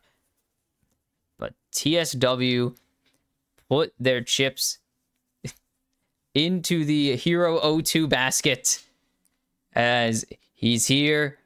It's his first game of the entire tournament, if I'm not mistaken, and it's all on the line. This is to prove the LCP is not as weak as everyone thinks, that the LCP is just as good as your quotation marks high tier major regions. On the other side, this is for the pride of EU. They just got their first quarterfinalist in 4 years. In 5 years, actually. Their first quarterfinalist since 2020, when G2 actually went to semis. And now, with a shot at potentially a second, MKOI do not want to miss. They had to sacrifice their European... I don't know if they're rivals, really. Fnatic and MKOI and Mad Lions, not really rivals. But they sacrificed their European somethings in Fnatic just a couple days ago. And they don't want to make it in vain that they had to kill off the region and then accidentally kill it off for good this year. Ooh. And they've secured G2 already, so that's something. But the LCP has not secured a playoff spot yet. The only actually, no, LTA hasn't, as there's a nice trade coming through for both parties. No one really wins. They have actually almost identical health bars. Only one of two regions to not secure a playoff spot so far. The LCP, so close, with CFO having 2 shots at advancing and playing some good games against AL and HLE, 2 really good teams. The hope is there. And TSW would like to ensure those odds. But MKOI with this pretty good choice of comp here. I believe in the TSW comp, though. I always believe. You got to believe in Hero too. Psychopath in the top lane. So there is early jungle advantage. It should be early gank advantage for TSW because they actually have the option to do things. Like, Elyoya just doesn't have ganks, really. He has some potential ganks as they spot him out on his Raptors. He kind of has an engage angle, but not really. As they jumped in onto Taki just a couple seconds before we went back down to look. And Dyer wants to land something for the electrocute. Not going to get it. Hero going to get the push advantage. I don't know if he's going to be able to proxy, as that's what you want. Nice engage on, or more chunking onto Taki. He's not playing the Rakan or the Bard. He has no sustain outside of potions and biscuits. And again, Dyer is not landing anything really. Jojo dodging away from these Qs. And he'll get something at least.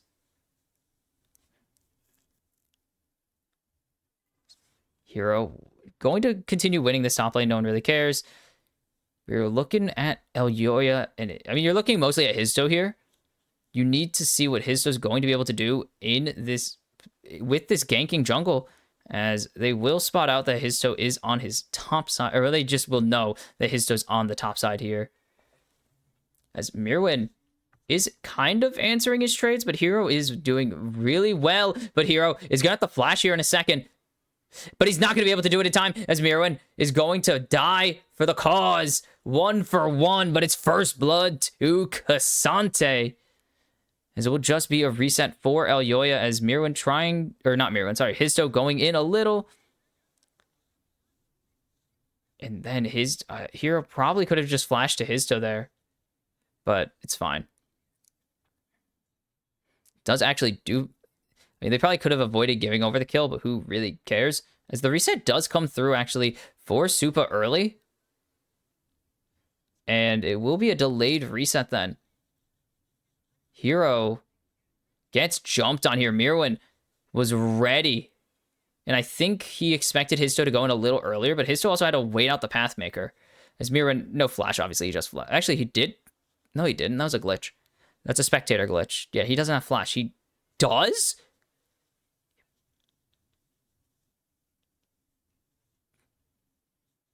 Did he not? Really? That's crazy that he got away with that with no flash then. Okay. Does have that early chain vest, but...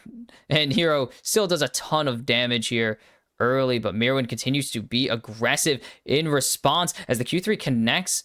But Hero going to continue to win these trades out as he is Jace with the early range advantage and a lot of damage advantage in his favor. Nice juke there from Mirwin with the footwork. Nice footwork. There you go. No call here for Eddie. So Supa will have like 180 gold advantage guaranteed.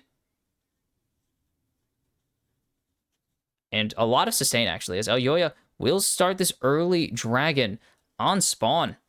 He is spotted. I don't think there's an angle for Histo to even get here in time to do it. And there's no real reason for Histo to want to do it. Like, Histo should not want to answer this because his bot lane is absolutely shoved in right now. As Mirwin does have ulti and flash, so it will be a wraparound play here for Histo. They need to be pretty cautious because it is K'Sante. Like, he is very tanky. And Histo going to just disengage, gets Hero the plating at least with the pressure. Yeah, he's still going to at least get money. Knows he has nothing. There's no response available for MKOI, so it's a pretty safe and free play. There's the jumping onto Supa, forcing out the cleanse. Nice route onto Eddie. Does prevent the any further damage from coming down, but they're going to continue going forwards here. Eddie going to get a little bit more. Taki going to get the root, but that's onto Alvaro. That's how you want to be hitting, as he's going to be able to flash away the cleanse. Double flash here from the supports, and now Elyoya going forwards. Taki going to be able to get this one over to Supa surely, but he will give it to himself instead as Supa survives on one. And now, oh, Mirwan's dead. This time, he's actually dead. Like, there's no way around it. He is very much going to die. He does get the flash at a hero. He's going to get the second kill as well. No, it's the execute. Mirwan could not land an auto. It was too much coming in everywhere else. He was still CC'd when hero jumped onto him. As his still full health didn't tank diddly squat. Crazy. So another cross map play successful for Team Secret Wales. Is Taki going to try and cancel this reset here? He's going to try and be a little greedy and mess up JoJo's timings. So this should be a pretty free buff, as Alvaro does not spot, but they know that the red buff was taken, so they're going to call for backup, and they finally spot his toe. Red buff in hand. The guilty party instantly found.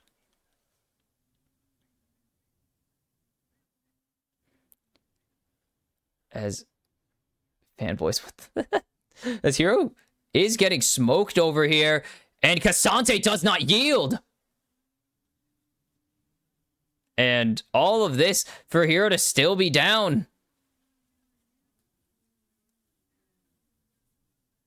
Is hero not having a good start to this game? Supa has ulti. Eddie gets it right back. I thought it might have been a level advantage. Nope. Histo will grab this set of grubs. Should be able to grab all three really easily. Dire just going to get a chunk onto Elyoya. Prevents the Raptors from being taken here, but JoJo up 300 gold, as it will actually only be 2 grubs taken for TSW. They're just going to call it and then give. As is Elyoya not going to get chunked out. Histo not there. And Histo going to grab his wolves. He's just going to go for his blue side clear. Alvaro gets the vision control. Loses it immediately, but does know that there's a play potentially going there. And he's going to come back and actually grab this final grub, surely. No, they actually want to keep him off of the score. They don't want them to know where he is, as they don't know where Histo is. Supa not going to connect the ulti. As the stun looks really funny, actually. Alvaro going to get chunked to half. They have not spotted Histo. They're finally going to spot the jungler of Team Secret Wales, and this means that Dire is just going to, or Hero could just die here. Like, Hero needs to respect the fact that they don't know where Elyoya is, and he's not going to. Hero's just about dead. Nope, okay, good, actually. Because the Pathmaker wasn't used, Elyoya can't go forwards, and good timing on Hero. I really think he should not have done that, as these jungle timers for Elyoya are going to be crazy ahead. He has not cycled camps at all. Histo finally going to get to reset. Getting the beatdown from the Kevins, but that's about all he has to worry about, as here comes teleport from Mirwan into the top side. Let's look at the camp advantage right now. Elyoya is going to have 4 camps respawning, or 3 of his 4 camps respawning, as yeah, Alvaro has identified that Histo is not clear to camp in an eternity. He did steal away his Krugs again, so that's something, I think. Probably. That's about it, though. Drake in 20.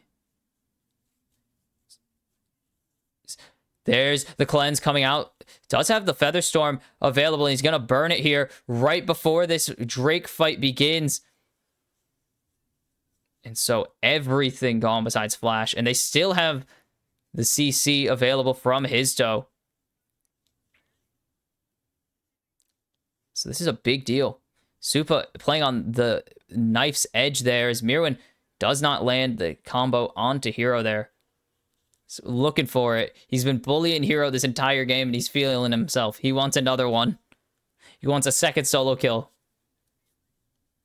As no team could go for the dragon there. And I guess no team wanted to.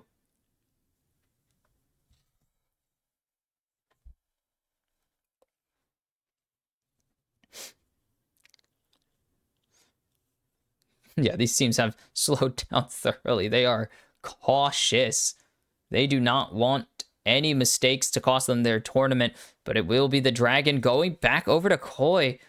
And when this happened last time, I mean, last game, exactly, I mean, that was last time as well, but last game, MKOI got the first 2 dragons, and that just was the beginning of the end. But Elyoya grabbing that one with the smite as Histo still has to clear his camps. So he has no resets. Dyer gets chunked down. Does Jojo feel like he can dive here? He really can't. Dyer not going to get charmed up, though, so Jojo cannot pick up that kill. Hero. It's kind of NA-Jacing around right now. Alvaro going to find his toe, and his toe is in danger here. There's the engage coming through onto his nice buffer, but he's going to be able to flash away and get out safely, but he's going to burn more flashes. Here comes Taki, and that's not the right place you want to be if you are this Leona.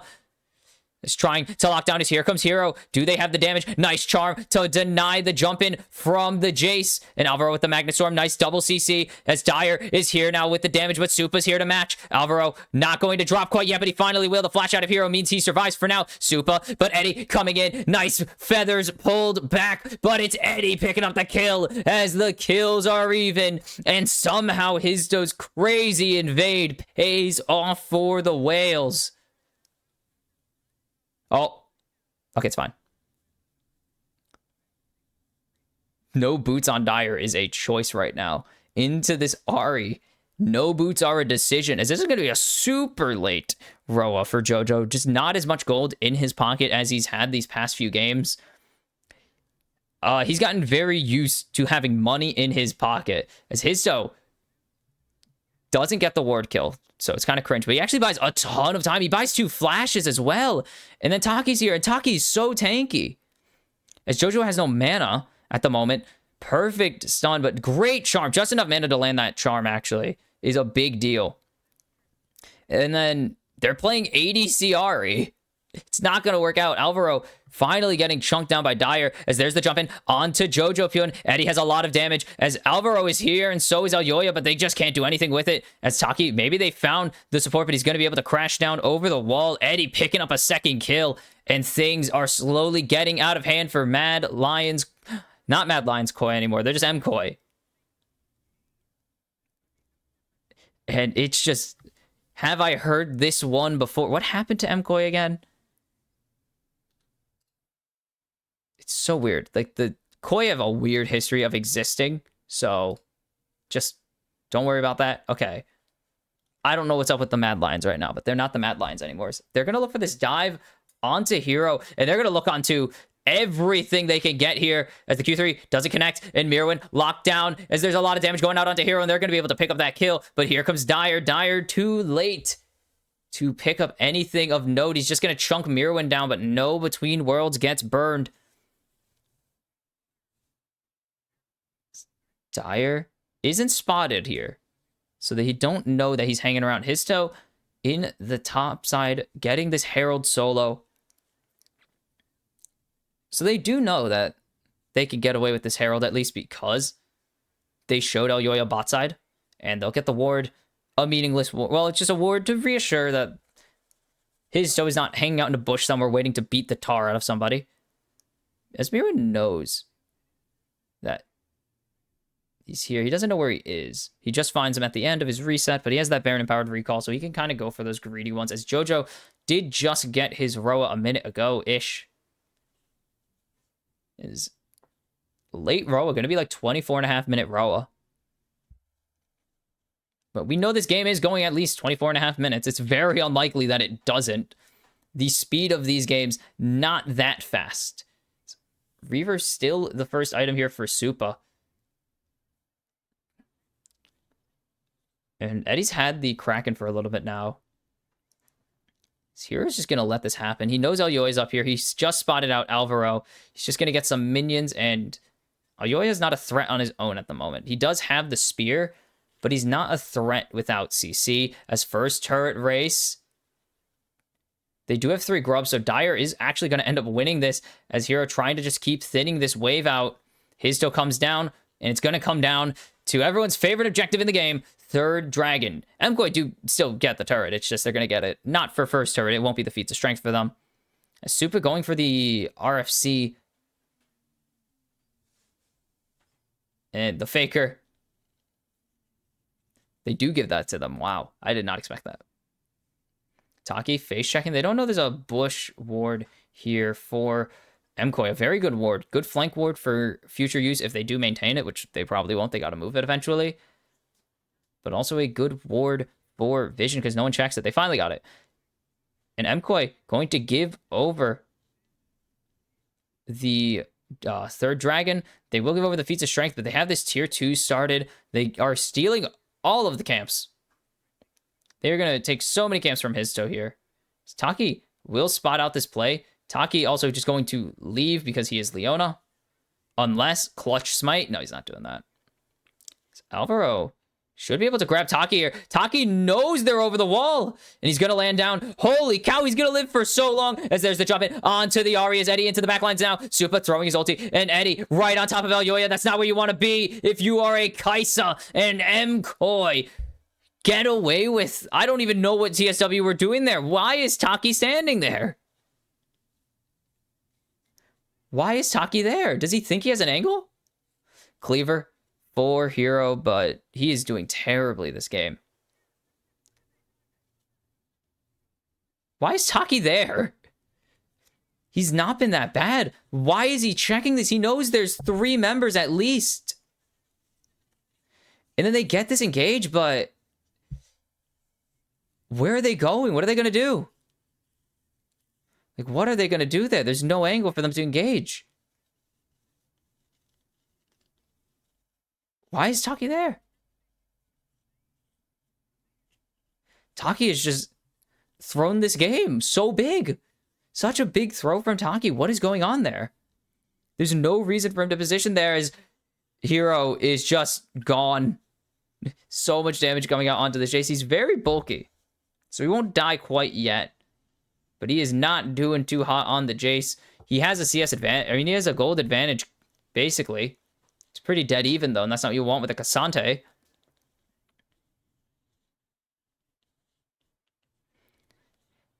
Eddie does get his Rage Blade, at least. Dire coming up on Bloodletters. But they've overcommitted to that play, and now they have to wait. His cannon was dropped there. Thanks, Histo. Now 3K almost is almost the gold lead for MKOI. Where do you go if you're Team Secret Whales? This first turret hasn't fallen in bot lane, so you actually can't really send anyone there. Hero was answering mid, so Eddie was just kind of in the middle of nowhere.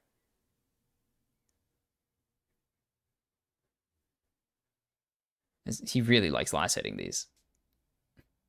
Jojo really likes last hitting these turrets. I was just letting it happen. Atacon is in their control right now, technically, as they're going to start it. This is a call, as MKOI do know that they are nearby, and now they definitely know because the Atacon's shooting at things. And MKOI going to just drop Rift Herald. They can push before Shelly catches up. They can get this turret without wasting it. No, there's no way. They don't have enough damage. Not enough fast enough. They should start driving this further, but they don't want to go that deep. So it will just be the turret being split between Eddie and Histo. TSW gets something. They get a turret.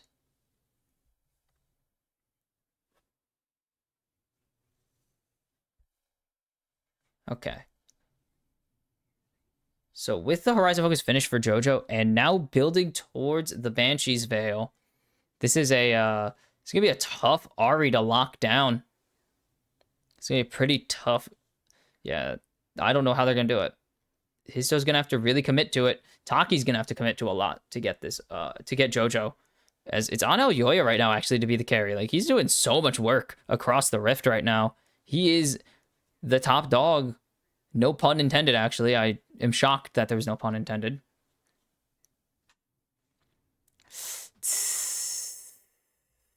Oh, Taki. Oops. Wrong button. Supposedly the leader of the team, but it is not looking like that right now.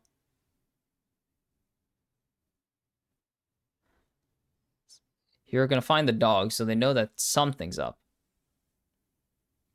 JoJo off of vision right now. Not going to go for this play. Drake in 24 seconds. So are they going to... I don't think they should trade this for Atacon. They can't trade it for Atacon. You see the positioning of Eddie and Dyer. It's no chance. As the Flicker Blades now in the pocket of Soup, or have been in the pocket of Super for a little bit. So he's going to have a lot of spell rotations with that 50% chance. Kind of. It doesn't... Kind of works like... Ew. It kind of works like that, but it doesn't really work like that. As here comes the teleport. Histo needs to be very, very cautious. As Mirwin teleports in. And it's going to be a delayed Atacon call. If that was the angle, they should have just went for it from the first... Like, in the first place.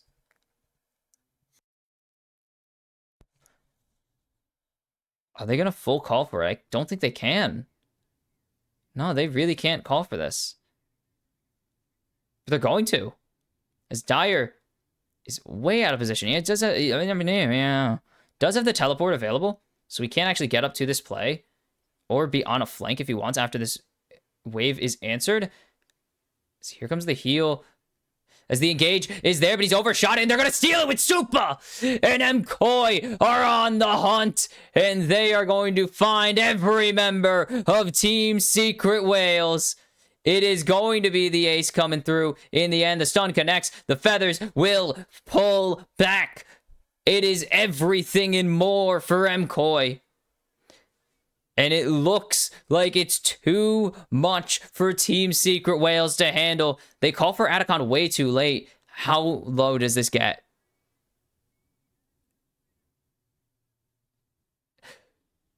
$200 HP is the difference between Atacon and an ace for MKOI, but they get the Atacon.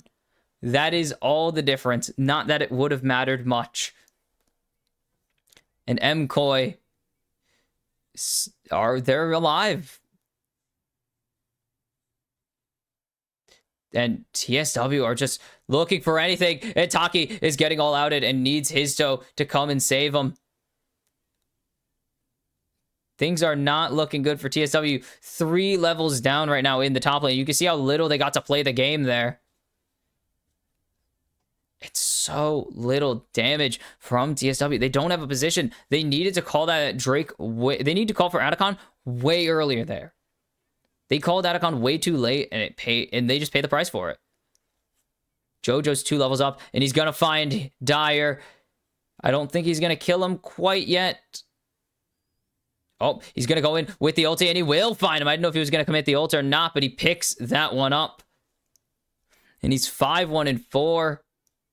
And JoJo and Elyoya looking like the heroes of this team, the saviors, after JoJo put up a phenomenal showing in Game 2. Elyoya finally wants to be involved as they're going to jump in onto Supa, and they're going to find the shutdown as that's something in their pocket. And it's gold. TSW, that is the thing I will commend them on. If nothing else, they are the Goonies. They refuse to die. Well, they refuse to die quietly. If they know that they have to fight for their lives, they will not go out without a fight. As they need to pull off of the Baron pretty quickly here. or else they are just going to get collapsed on his Alvaro on this wraparound. They find Histo as there's the engage. Elyoya finds one. Dyer nowhere to be seen. Hero flashes away. Taki chased down by the pursuit of Elyoya. It's a triple for the MKOI jungler, and it's going to be the Baron instead going to MKOI.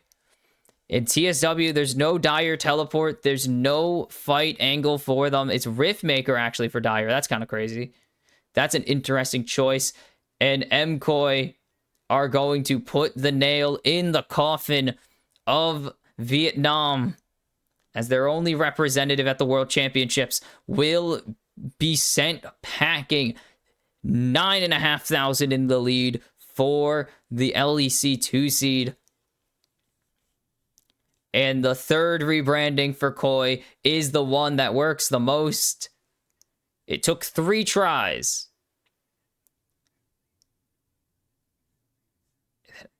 Unrespected. They kind of needed to... Histo has ulti. It's a nice buffer there. And behind... They have Mirwin coming in, but they're going to ignore it. They're going to jump in onto Jojo as Eddie is going to get jumped up by Elyoya instead. Dyer going to be the target here as there's so much damage from Elyoya coming through. And he's going to try and shred up Taki next as he dodges away from the accelerated shock blast. Elyoya picks up another kill on 2 more, I think? No, it has to be 1 more because... Didn't see the double kill. It was way closer. 8 kills. He's looking to match Eddie from game number 1 here.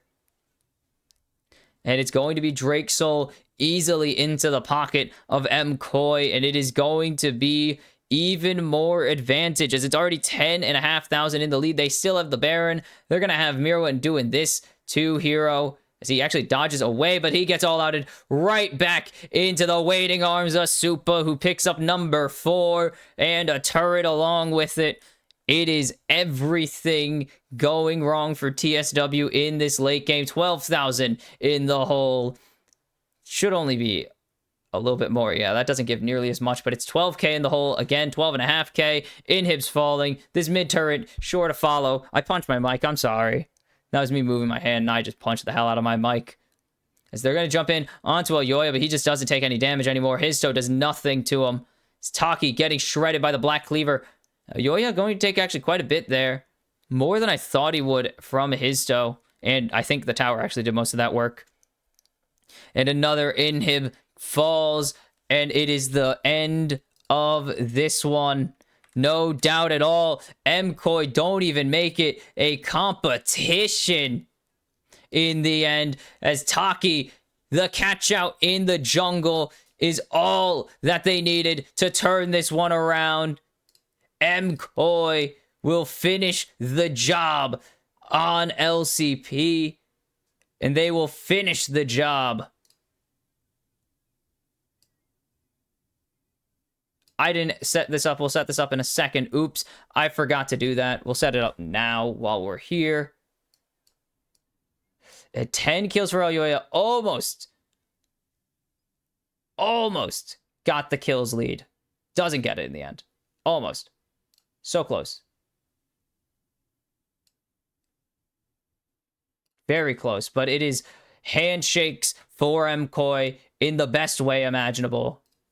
They are thrilled to be alive, as it is all she wrote for the Vietnamese, the final Vietnamese team standing.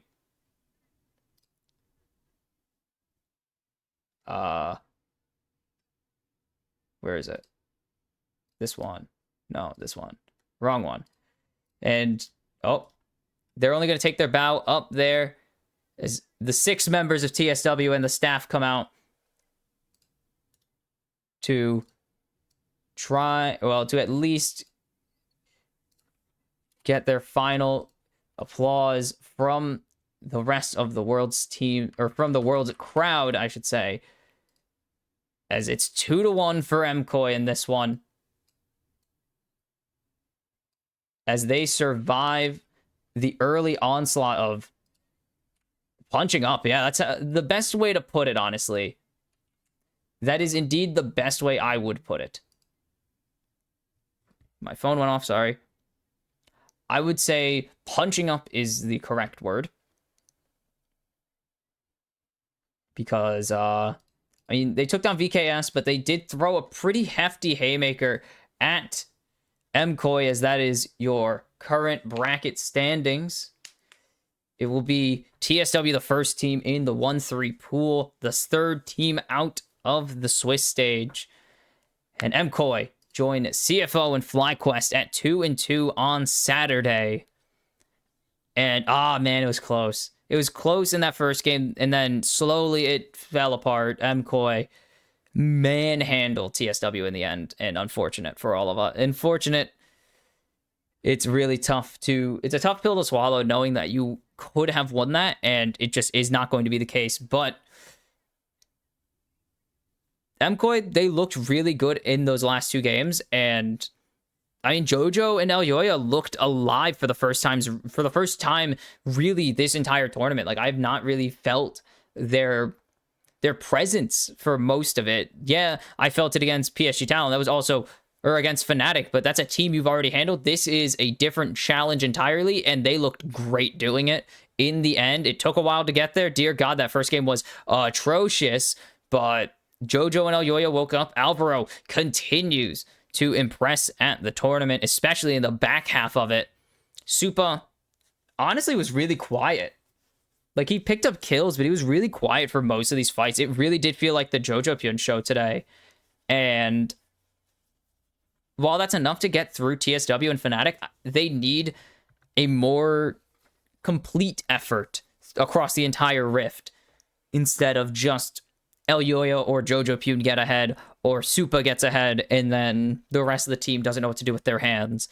They really do need a more of a game 3 than any other game they've had this tournament. Like, game 3, I think, was the best showing they've had all worlds. Their best I think it's their best international showing the entire year.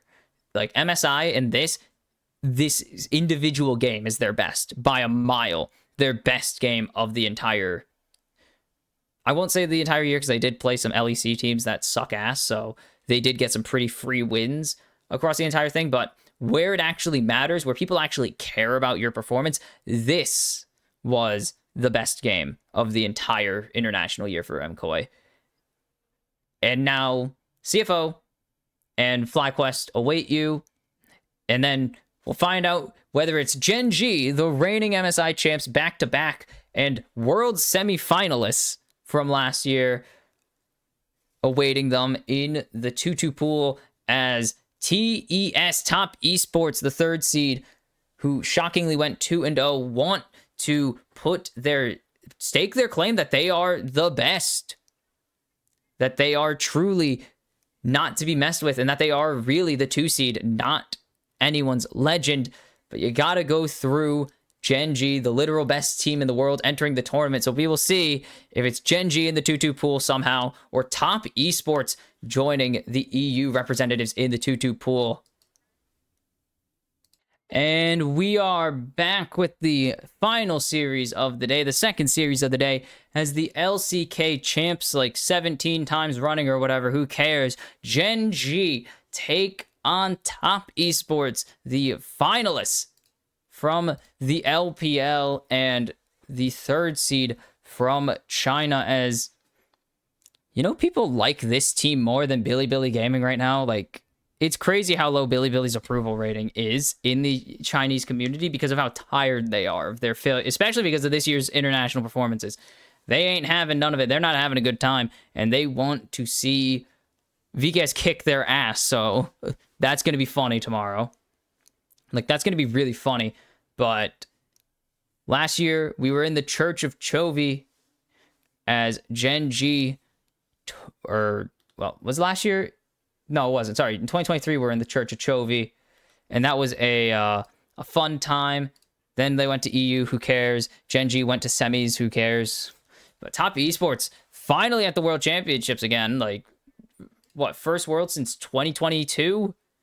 And they're making a good case for why they should be back. They have a pretty on paper, solid roster, but they also have a pretty, on paper, big group of inters that love running it down when it matters the most. Such is the top esports way. Do really well regionally, blow it internationally. They blew it at first and like getting destroyed by HLE, actually, not Gen.G, in the knockout stage after they got obliterated by pretty much every team not named Team Liquid in the group stage.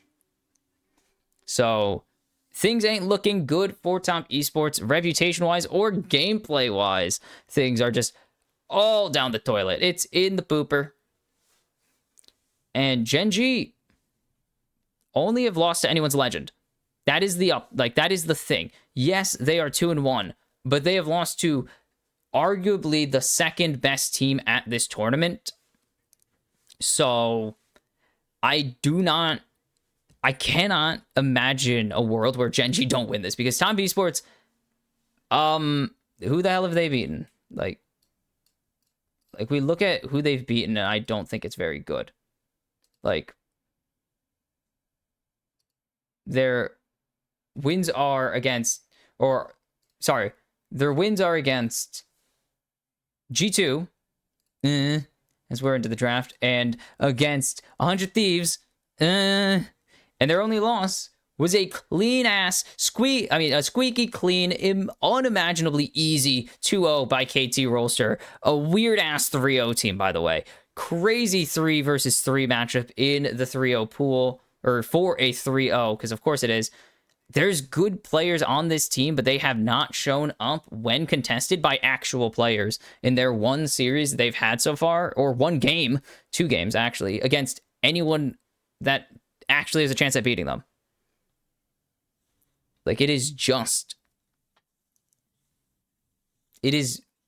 pretty much just that KT series, and it didn't look good at all. It wasn't very close. They got stomped by the weirdest, again, weird-ass 3-0 team, and KT Rolster. It's the KT Rolster way. Get hopes up. This is going to be Canyon on his Vi. Not signature, but he's really good at it. He plays it a lot. As the top esports fans have popped out, it helps that top esports have, like, the most popular players in the entire region. And, like, Kanavi, Jackie Love. Zion going to be the lock-in here. It did not win earlier today for Team Secret Wales. Maybe a different T and S team can win with it. Ignore where those T and S's are. They may or may not be in the same place, but that is besides the point. So they're going to just match jungle here. They will lock in Cream's Aurora. Okay, very good champion, very good player on a very good champion as well.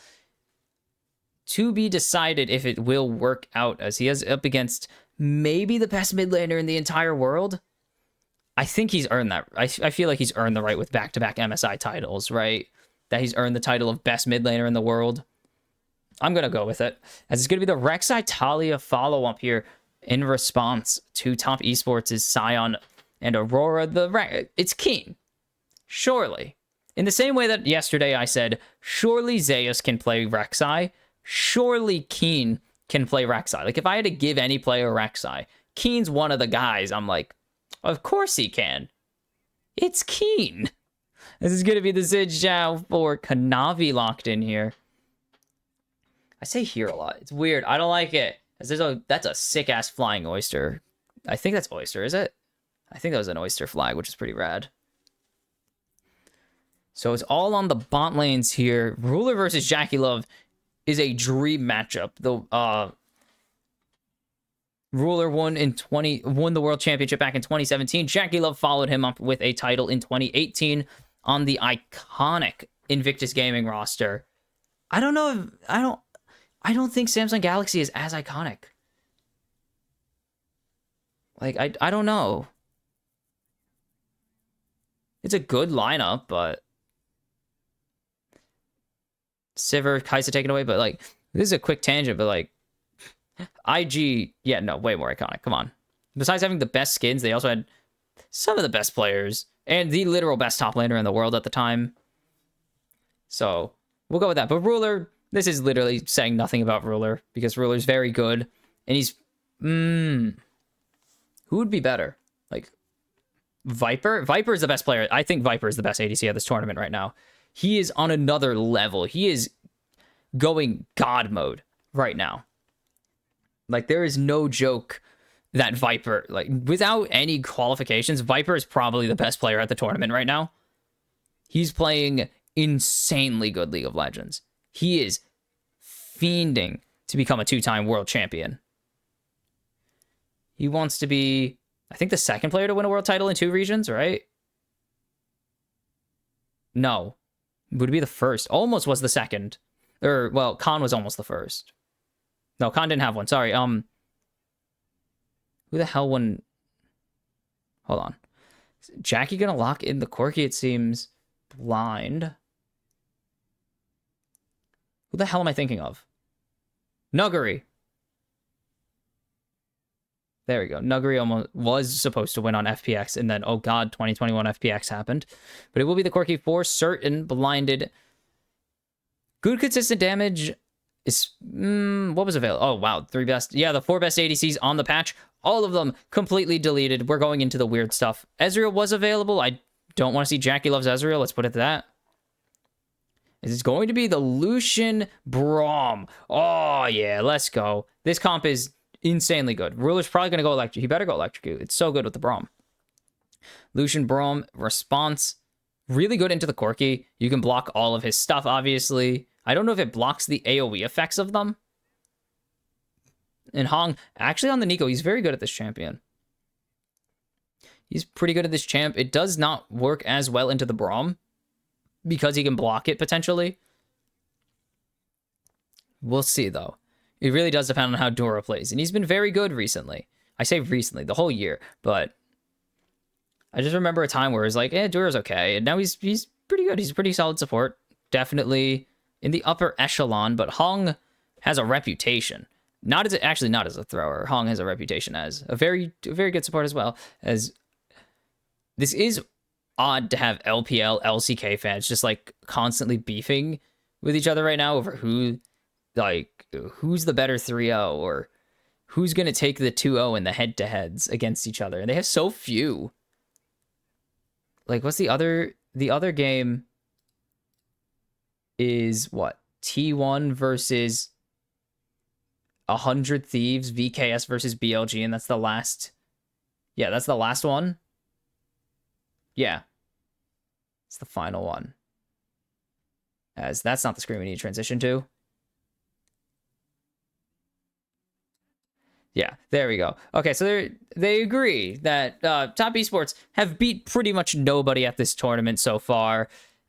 This is a real test. I mean, if you want to make your case that your team has improved, that you can change the players and you can change the reputation of your org, why not beat the favorites for the entire world championship? As this crowd is very loud for Top Esports. And I'm sure they will be very loud for Gen.G. It will be the lane swap, obviously, coming through as Jackie probably doesn't want to play into this Lucian. I don't think Lucian's going to opt out. It will be it will be a PTA. It will be a responsible league, whatever. I don't care. No, it's going to be unlane swapped, actually. Do they buy the bait? No, they're going to see the Scion. They will see 369 on the Scion. I was going to say Histo, even though he can't play Scion. He's jungle. Has no lane swap coming through. Lane swap meta, it's a meta, but it's more of an option than it is like the only option. You know, I like that. This is what lane swap meta should be. It should be an actual choice, not a, okay, well, we're doing this because if we don't, then what's the point of playing the game? Good things. There are good things that can happen. As they should have poke advantage early. Ooh, what are we going to look at here? Oh, yeah, that's right. JDG, I forgot. It's crazy. They did really well for themselves. Yep. 2023, but they fell to Weibo game, or not Weibo. They fell to T1, and then that roster was not thrilled to stay together. It's Chovy's year, #1 player in the world. I mean, he is. It seems like, again, everything's been lined up. It's a second year of this for Gen.G. As the poke keeps going down, as level 2 advantage burns the barrier early from Ruler. But this is the, like, this is the year, right? We've said that for 2 years now, but, or well, for 1 year. I guess the first year wasn't that big. But, like, this is the year that Gen.G, for real, win a world title, right? I don't know what to do after this if they don't win. As there's the combo coming through. 369 actually going to land the shield explosion as well. Very silly. But wow. 369 Kanavi Ruler. That was a great lineup. What the hell? How did they... Man. No, that lineup was awesome. That was a sick JDG roster. How did they get away with that? Sometimes you have to ask how players get away, like how teams get away with having insane lineups, and then you look at Gen.G and you're like, I see. It's just farming for now. It's kind of Chovy's thing. A lot of damage coming out from Hong, but it's going to be answered by Ruler there. Chovy should be winning this poke war. It will just be a reset for Cream early. Kanavi going to go for a deep ward, as these jungles have oppo passed, so they're not going to be seeing each other for quite a while. It's likely going to be, yep, get a ward, reset, call it a day. It's maybe a dive angle for Kanavi, but he's going to get spotted. I mean, there still is an angle to dive. They could just wait, as well as Kanavi going to go as the turret is being tanked by Hong, and another one. We saw it. We saw the Nico come out last series and do just that to pick up an early kill. And such a nice pickup there for Jackie Love as well. That is a pretty nice... That's pretty nice. You get your Corki up early, and you really are feeling good. Especially into Lucian, like an early game menace in terms of trade.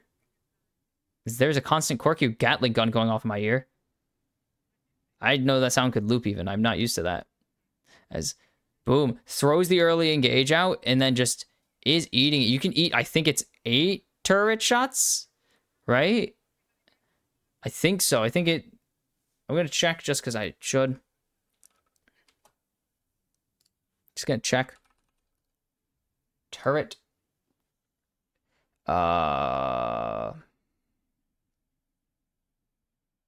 Target selection. Damaging targets.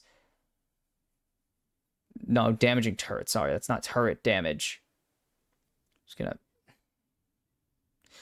As they're going again here onto Ruler. If they can land some CC, is Jackie going to, or Hong going to get rooted? But there's the engage, the Valkyrie forwards, but there's the return damage from Ruler as Jackie forced to flash away. Hong is low. And just one more. The sun comes through and Ruler gonna pick it up with the Cross of Light. I don't know what it's actually called, but that's a pretty sick name for it.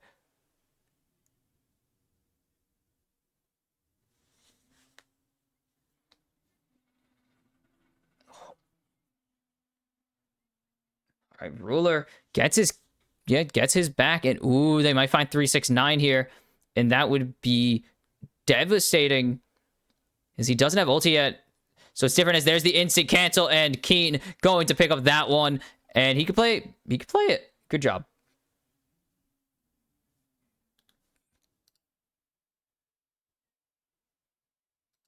They could do it. Okay, good job.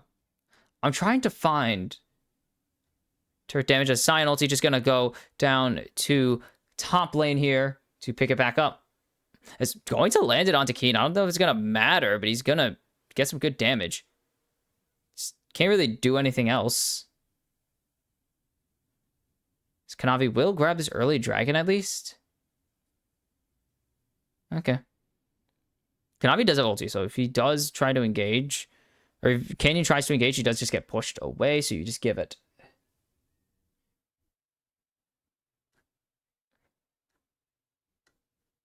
trying to find it.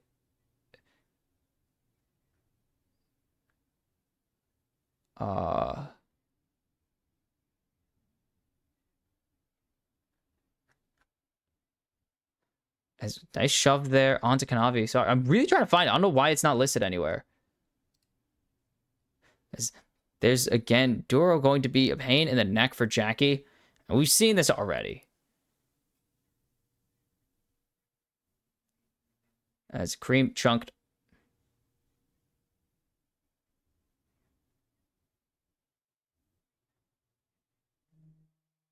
What does my phone want from me? It's probably a random spam email.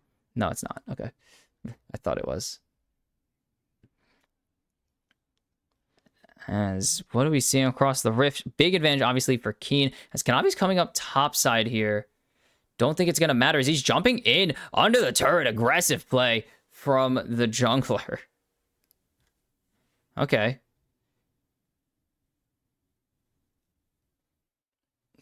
The grubs are started here.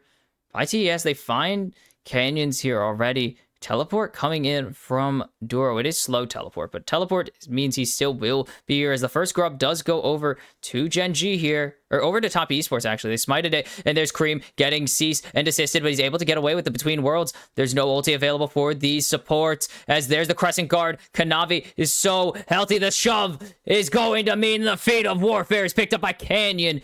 And it's going to be 2 for him as the best jungler in the world of years past wants to go to knockouts. Holy cow, Duro almost gets chunked there, flashes away, and he's done it. And they're going to keep going as they keep getting comboed. Chovy is not giving up yet. Okay, there. They give up finally. As they should be Chovy getting a plate as well. Cream has teleport. But Gen.G, what the hell just happened? Top Esports don't have an angle. How did they not have an angle? As they get 369 to get the airborne. Yep. Kanavi gets out of there. They jump in onto Cream. Cream with a great buffer and a great escape. And they find Keen. But they don't kill him. But even if they don't kill him, what the hell happens? Cream can't base at the moment. And Chovy. It's just Chovy. He does it again. This guy. Oh my god. This guy does it again. Okay, we're just gonna go do some brute force. Okay.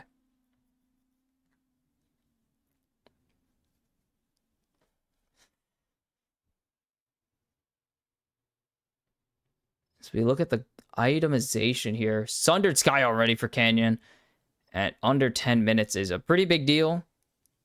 Otherwise, coming up on the redemption for Duro already.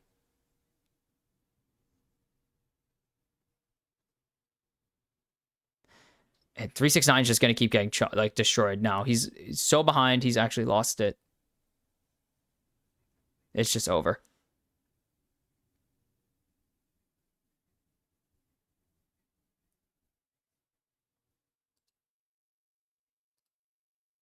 As Jackie Love able to get away as they were going to just jump forwards.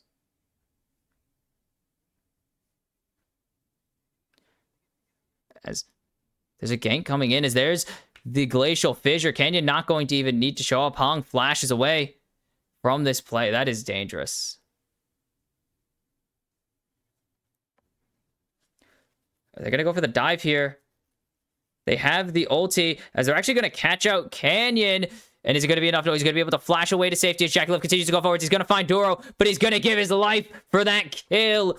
As 2 for it. 2 for 1. Shut down on to Canyon for Hong. As here comes Kanavi. Ruler has to disengage. He has the flash available. Hong not going to be able to chase him down. And now Chovy going up to the top side here. Is he going to plan it so far? Is he going to commit to it? No. 369 clears that wave. And he's just going to leave.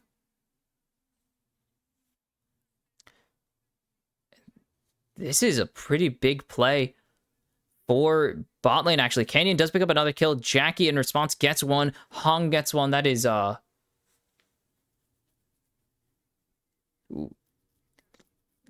This is great. Jackie insta-clears this wave. Canyon takes so much damage. And then Jackie, huge Q there onto Duro, actually. And big ulti as well. And then Hong chunks Canyon down. And the re-engage is way too close to the turret. Ooh, baby.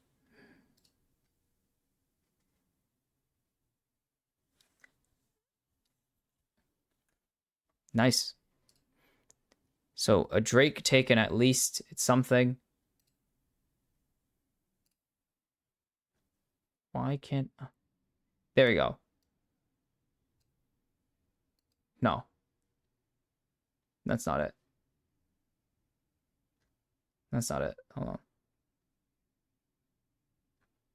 Fuck it. Whatever. Hydra finished for Keen already. Sunfire. So first item. Ooh, Hydra here for Kanavi. That's different. That is different here as 369. Going to just kind of get chunked slowly but surely. It takes a while to get through his health bar, but Keen can do it. He can do it eventually.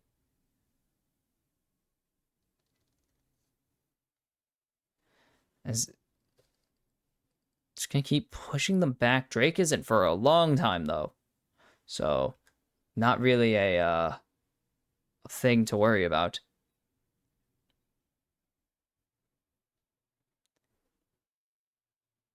I'm gonna get some. I mean, that's impressive damage for a support. That's about it though. Waiting for this Herald. Ooh. Konami gonna get a good chunk out of Canyon here as dodging away from the drive is Keen, and he's gonna pick up another plating. Oh. 369 actually holds the wave, so he doesn't actually get the... Oh, he has the 2 grubbies, so he will grab it.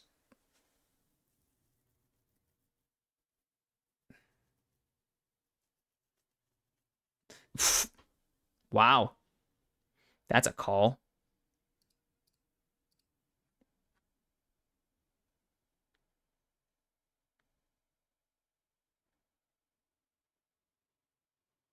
I'm literally trying to find this turret damage, though. I'm so stupid, but it's fine.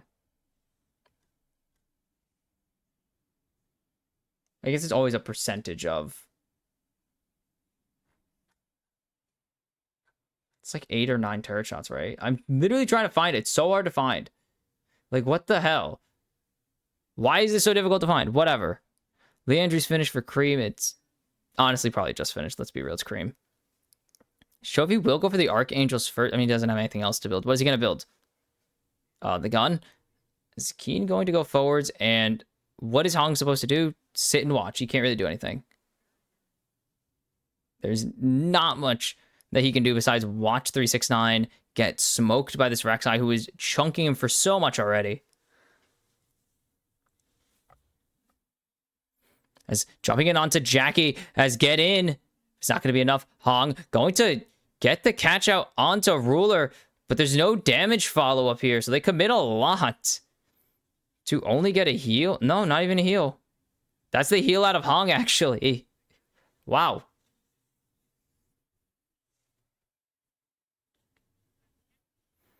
And Rift Herald coming in. They're going to pick up the first charge, grab the first turret, and they are going to grab the second one as well.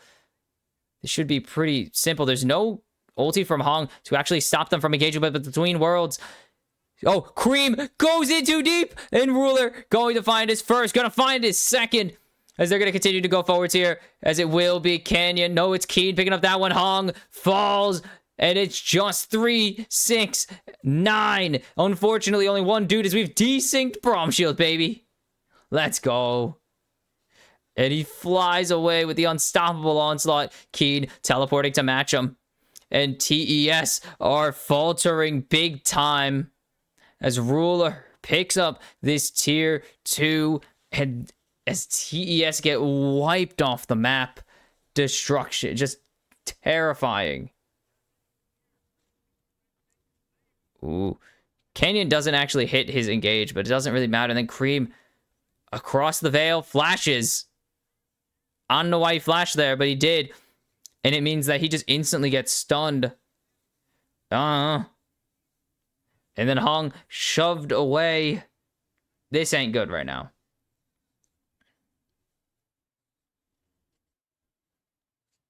It's going poorly.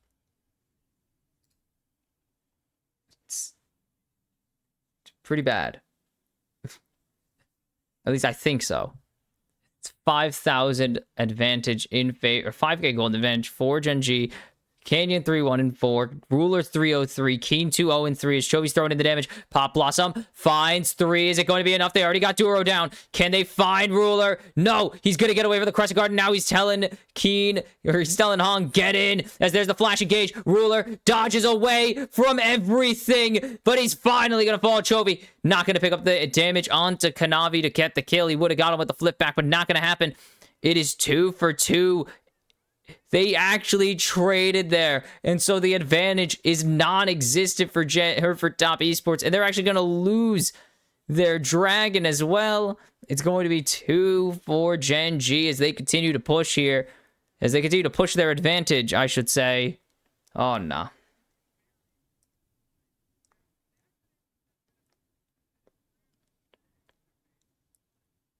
Hong, incredible engage.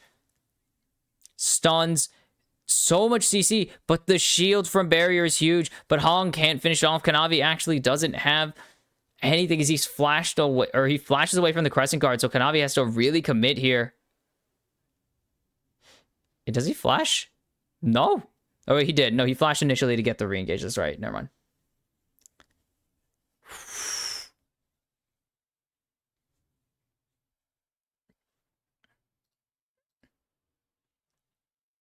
Oh. Still 5,000 in the lead. Even all that shutdown meant nothing in the end. As it is 1-0-6 for Chovy. He's been busy on the map. Keen's 4-0-3. This is not going to be one of those games that, you know. This is not going to be one of those games where Sion's contesting the kills lead. No, this is going to be a pretty normal Sion game. A pretty bad Sion game at that. Not even a good one.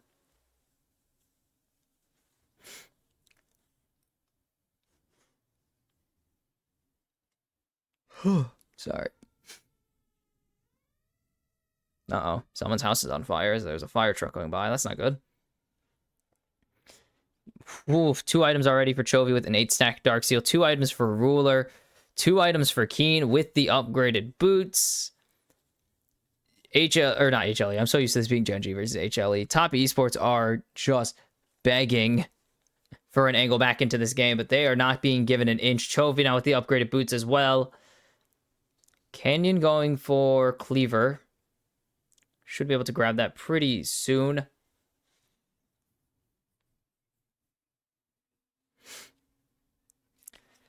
And Ruler's just going to continue to get more and more ahead. As Chovy's 2,500 gold in the lead?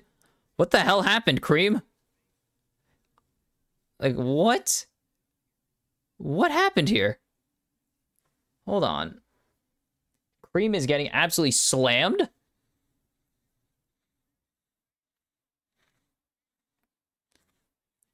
$30 CS down. That is Chovy's specialty after all. And then 7 take... Yeah, fair enough. 7 takedowns. You know what?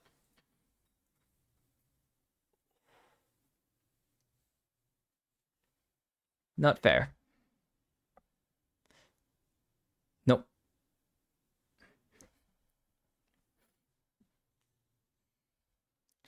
Just continuing to try. I mean, they're going to try and posture as it's a Manamune for Jackie Love. And Dora teleports to the top side.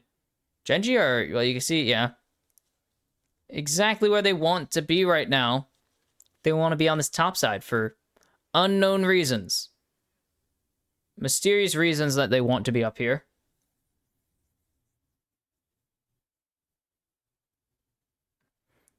Atacon is started unspotted by Top Esports, and there's no chance. There's no way they make it in time, right? It's at half HP. Kanavi is going to get zoned by Duro in a second. And it's down to 2k. That's it. They just have to give.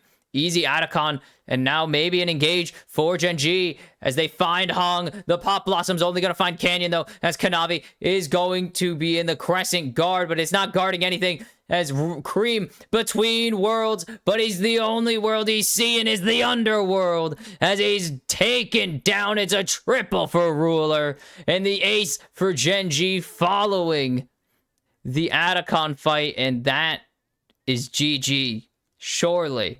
GG. There's no way they blow it, right? No chance.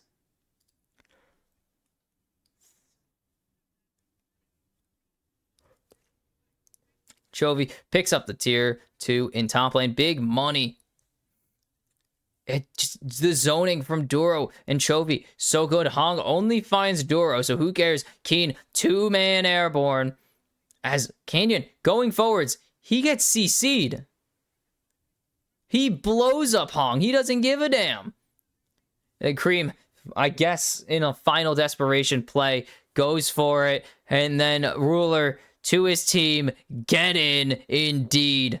6-1-4 on the Lucian, as 6th all-time now in assists at international events, passing long-time EDG support, former world champion, MSI champion Mako, current IG support on the Boomer squad, baby.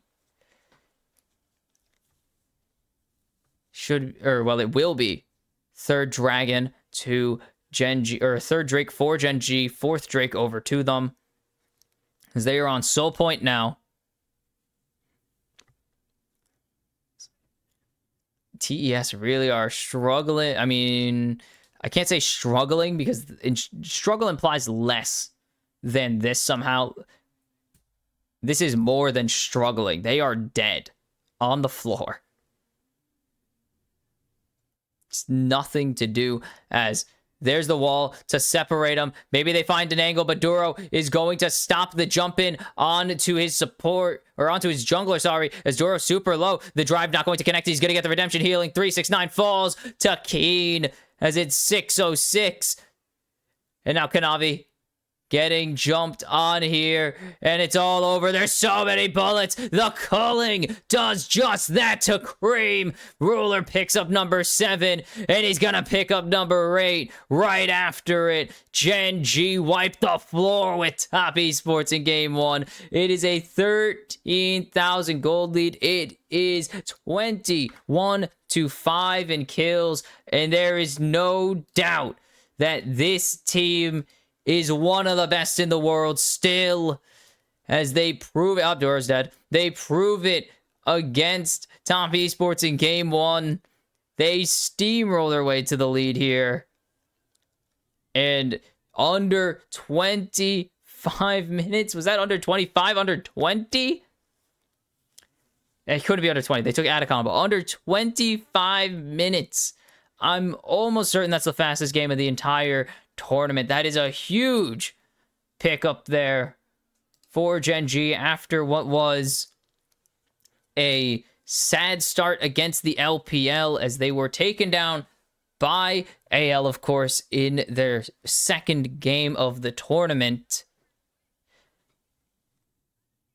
And now you're looking at, or was it? Yeah, it had to be second game. Second game. They are proving they were big mad about that loss. They were not excited to be down at all to start the tournament. 0-1. I'm trying to remember who they played, because they faced... Oh, yeah, then they faced PSG and they won. No, they started against PSG. Yeah, they started against PSG. Sorry. They beat PSG, lost game 2.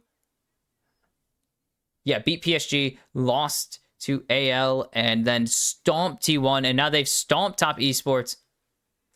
They are currently cruising their way through these teams. All their wins have been dominant, and their only loss was actually... Was it that dominant? It was pretty close, all things considered. But for Top Esports, oh boy, you have not shown up at all. Your only games against actual opponents have been against Korea, and they've rolled you all 3 times. It is not looking good for Top Esports. The LPL is in danger, and they're going to need Top Esports to bring this one back, or it is dire straits for the entire region very shortly. As they would only have... I mean, they only have 1 team in the knockout so far.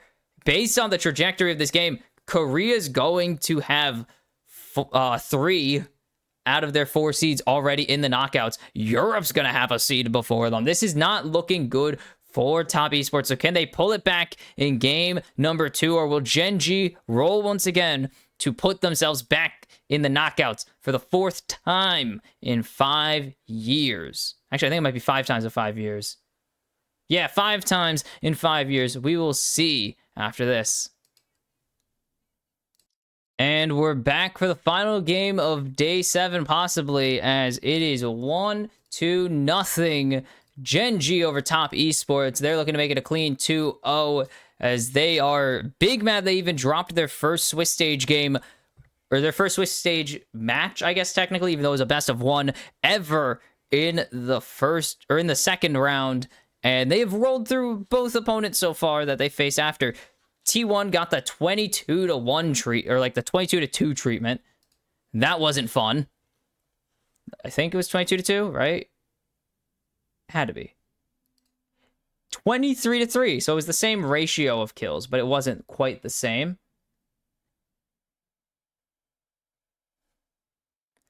And they just rolled through Top Esports 5 seconds short of fastest game of the tournament. So if you need to know the tempo that Gen.G, the level of ass whooping that Gen.G just laid on Top Esports, that is about it. I just hope both teams lose. Or T1 fans be like, you have to be a T1 fan, or like, I don't know, a bitter NA fan or EU fan. Just like, screw both of these teams. That's crazy. That's actually wild.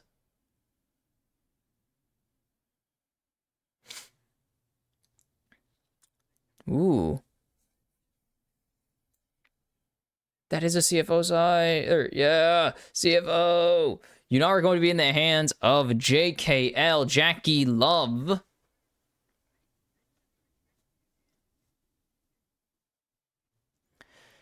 Unless they don't want it for some reason. I don't know. I think I'd put Jackie Love on it. He's pretty good at League of Legends. What is the response here? I mean, they have pretty much every ADC at their disposal now that none of them were taken away. They have the Kai'Sa, they have the Xayah, they have the Caitlyn, all available right now if they really want to pull the trigger. No, he's not playing Draven. He could play Draven. It'd be really fun, but no. He's literally not playing Draven.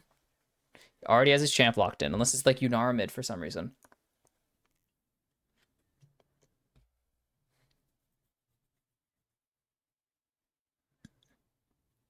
It's going to be Canyon on the Jarvan. He's been really good at this champ over his entire career.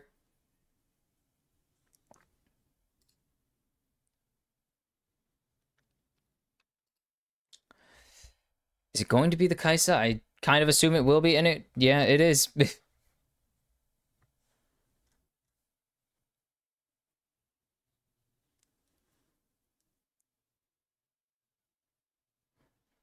All right. Sorry, this series, it's looking dire already for for Top Esports. They're not looking hot. It's dire. It's going poorly. Things are getting out of hand already for them. And Kanavi going to pick up the Birdman for Cream in the mid lane. Cream, good Azir player, but he got diffed.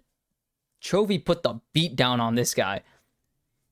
It's going to be Kanavi on the Pantheon, it seems. Pantheon, not really. Pantheon not doing well right now. He is, he's doing really poorly in games. Getting kind of smacked around at the moment, as Chovy's Yone would be nuts, but no. Chovy's LeBlanc would also be nuts, but it's not as nuts as Chovy's or Yone. I think that one's way cooler. Like one of these are way cooler than the other. And it will be Chovy's Yone. Oh, the pocket pick is here into the Azir. I don't know why Jarvan's face always weirds me out whenever I see a splash. It just, when you get a close-up of it, it looks weirder. You know? All right. supports on the table, top laners on the table for both sides. Who's getting taken away? Lulu taken away from Hung. He does like busting it out to play with the Unara. It works really, really well. Shocker, I know.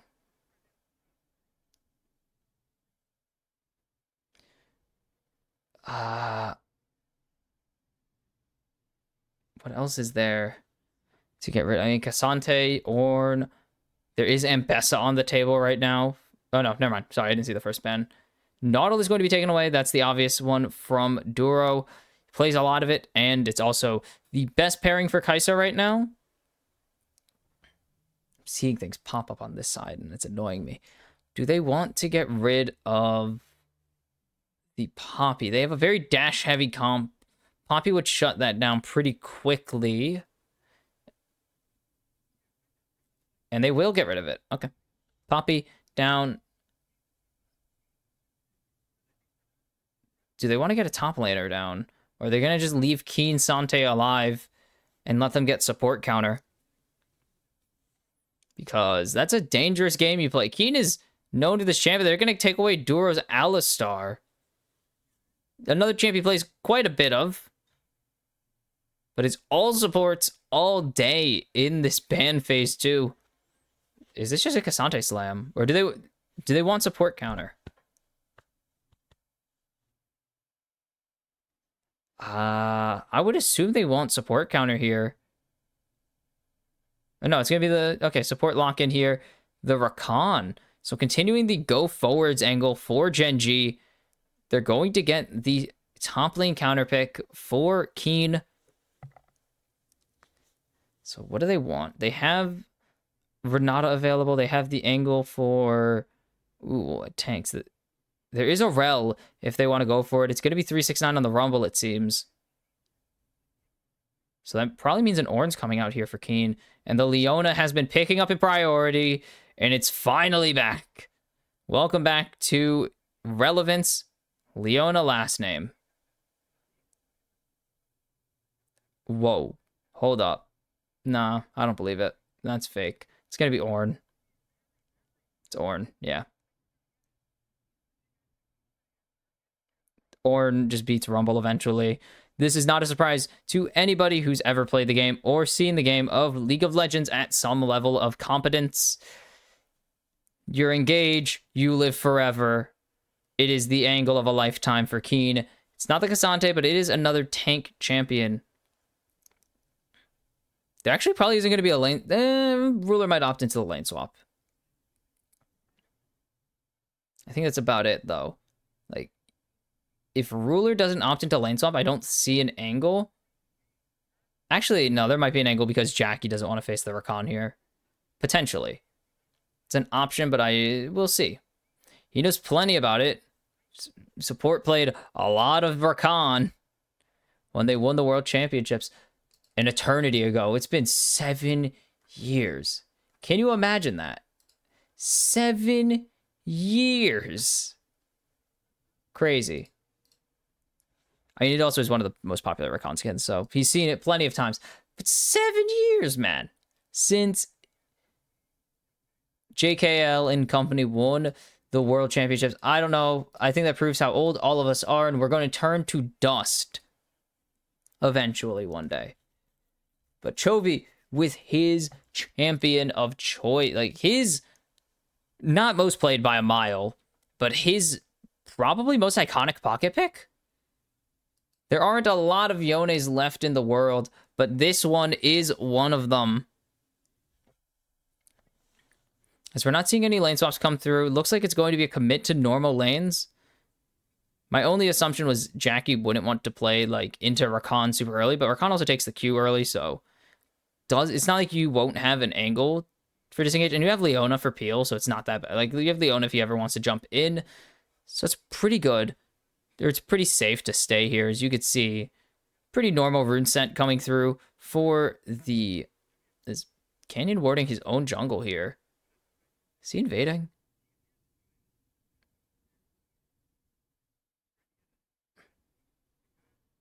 No, okay, they're not going to. I was like, are they invading? Or is Canyon... Well, is Canyon invading, and is he expecting an invade? Because he has to start in his red because he is Jarvan. Actually, Gen.G draft is weak but winnable. I agree. I don't love their draft. In theory, their draft isn't incredible.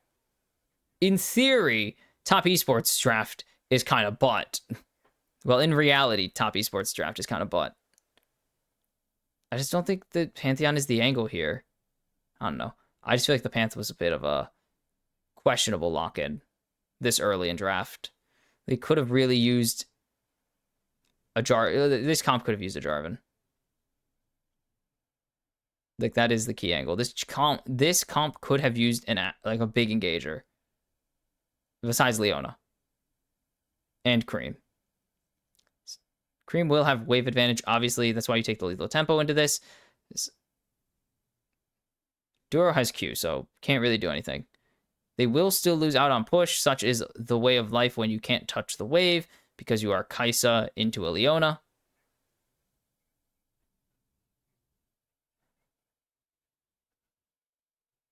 Okay, anything else interesting happen? They're about 2 CS ahead. Who cares? Chovy not going to fly into his demise. He knows better than to die for no reason. Or because you have Q3, you don't need to take all of them. But you really could. It would be really funny. His level 2 means that Gen.G have some actual engage angles, forcing out the Grant entrance early. And a little trade in favor of top esports. We're not going to see anything really big yet. Keen does lose this early. As 369 just has so much damage, and Keen doesn't have the health yet or the MR to handle it. He just needs to soak XP for now. His angle, yeah. What? Huh, whatever. They will just wait it out. Canyon isn't spotted, but he's going to go through river, so he will be spotted here. Duro not going to get any engage, and they're just getting the flash out of Jackie-Love, and that's a win. That is a pretty big win there for Gen.G. There's no angle for... No. Kanavi, they haven't seen Kanavi anywhere, so Chovy knows that he's probably on his top side. Keen is going to pick up a ton of the wave there. As Duro gets jumped on, the stun comes through. It will not even be a battle dance burned. They don't really have any damage threat with Jackie on 0 stacks. Hong, again, not going to get it.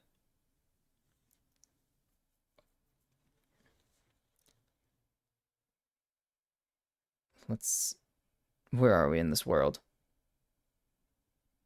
This is just going to be a slow early game. Cream with a bit of an aggressive play there. It's going to be a bit of a slow game. Kai'Sa and... Dude, that scared... Dude, it scared the mess out of myself. I had my door open. It scared me. Even though I opened it. Whatever. With the Yunara and the Kai'Sa and Yone, it's giving you a bit of a slow-paced game because both of these sides kind of just need to farm up for quite a while. Azir to an extent as well as Chovy. It's just kind of hard to win all these trades. Oof, so much damage coming off from Cream there. And that is the advantage you get being in Azir. But Chovy knows that this wins late. Like, that is his reasoning. He wins this late as Canyon jumps in, or Kanavi jumps in, doesn't steal away the wolves, but he knows that Chovy can't answer him. And the spear not going to connect, Soul Unbound to dodge away from it. It doesn't kill, probably, but take no chances is the rule of thumb. Hong showing up, hanging around. Chovy continues to get chunked here.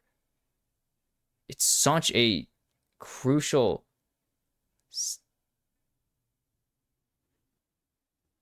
Spear misses by an inch, and now they've overcommitted as Cream has to flash away. The Soul Unbound is going to pick up the first blood for Chovy, and they get away with everything. Razor's edge of a gameplay, of a plan, and now back into their own jungle. Kanavi can't chase, and Gen.G just styled on top esports, and Chovy knows he can get out of there. What a... What? Cream can't go for this play. And that's disgusting right there. The crowd is in shock, or were in shock, and now they're dead silent because their hometown team just got stunted on. And Kanavi's not doing anything. There's no wave. He can't flash in. So close. The spear is not available. And he stays out of range. Chovy knows there's a potential for Kanavi to just be there. They just can't. No one can believe Chovy just got away with that play. Yeah, no one. You're seeing everyone's react. You're seeing a bunch of people's reactions. And that's a lot of people who are just converted to the Church of Chovy right there. Because that was disgusting what just happened on everyone's screens. Jumping in onto Ruler is actually not bad. They know Duro can't really do anything yet. As 369 is just stand. I love the animation when you're just standing still with the Flame Spitter. It's Chovy going forwards. Finally, he's going to back Cream up. Man, that does no damage for now. It's a matter of time. I mean, it is a literal matter of time. As long as Jackie doesn't fall massively behind, he'll be okay. Because they are relatively even. He did drop a couple minions more than Ruler has.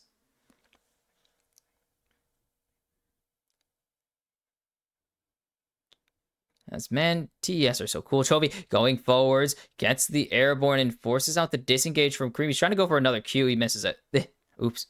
Just a little to the right. That was weird. It looks so weird that his sword seems so skinny. Canyon picks up the first grub of 3. His teleport coming in from Duro.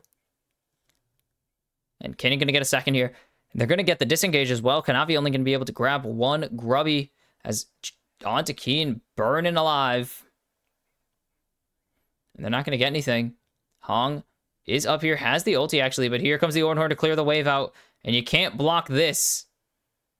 And they're going to try and go for this dive as Hong jumping in. The Solar Flare connects, and that is just a dead ram up in the top lane. Easy dive. Great play by Hong. Good response attempt from Keen, but it's just not enough damage yet to finish the job. So they will even out the gold. But Gen.G have 2 objectives now.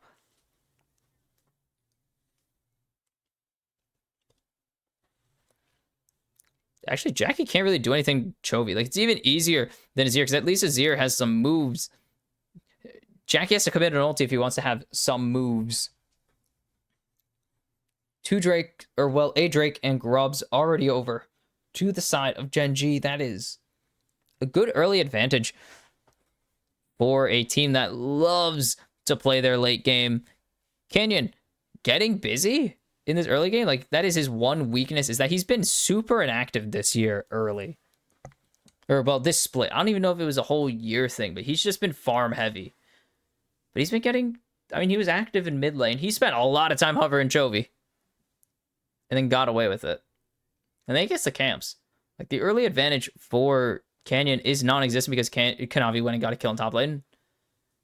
That's kind of cheating, because that was in response to Canyon being active and grabbing 2 objectives.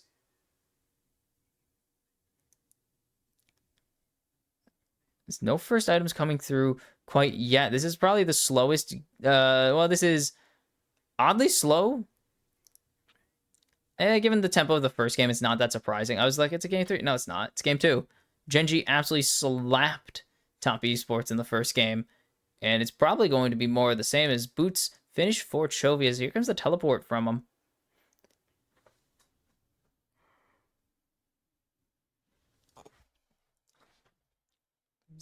It is mid laners going down to bot lane. And bot laners going to mid lane, as top lane is exactly the same. Cream going to be able to answer back to that play from Chovy and Duro. As Canyon is spotted in the top side. As there goes Canyon, clearing up wards like a true legend. And some microscopic gold lead for Top Esports, actually. Only a couple hundred, if even.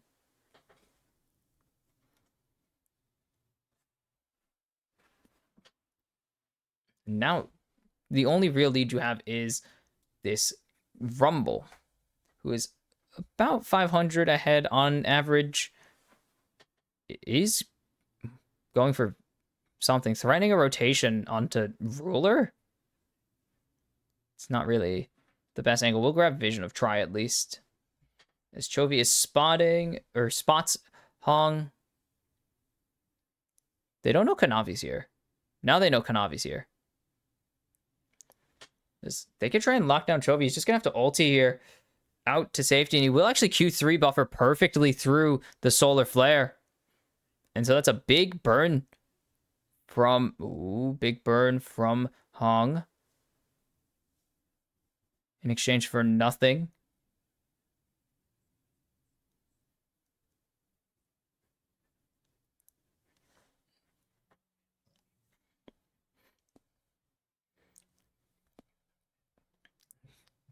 $15 CS ahead for Canyon right now. And he's equalized the gold from the kill. Chovy and Ruler are starting to slowly build their advantage. The CS is coming back to bite him. 15 ahead for Ruler, 8 ahead for Chovy. So he's got a wave of advantage at the moment. There is a stacked wave for... Oh, what a buffer from Chovy as Cream wanted to go in. And he says, nuh-uh, the Emperor's Divide with a great Fate Sealed. And that was a great read from Cream and a better response from Chovy, clearly, as he survives. And he gets away with it.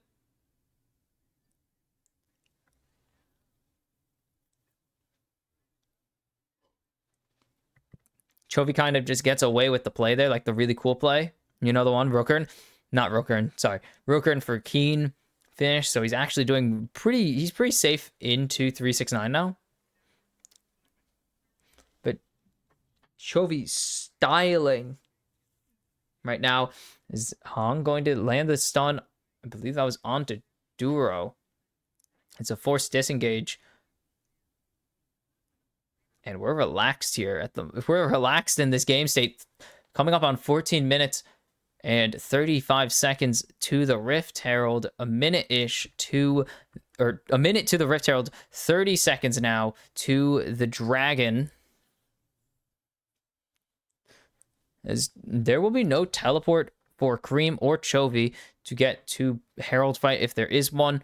There are no ultimates available for these mid laners. Cream will have the advantage slightly before Chovy does.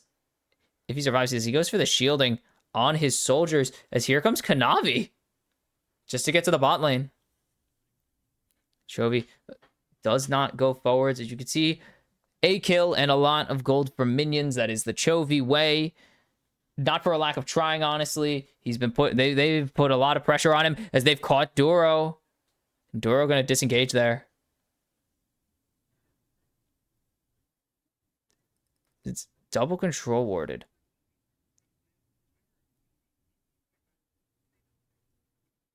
All right, where are we? Chovy taking his base now. So what is the angle for top esports?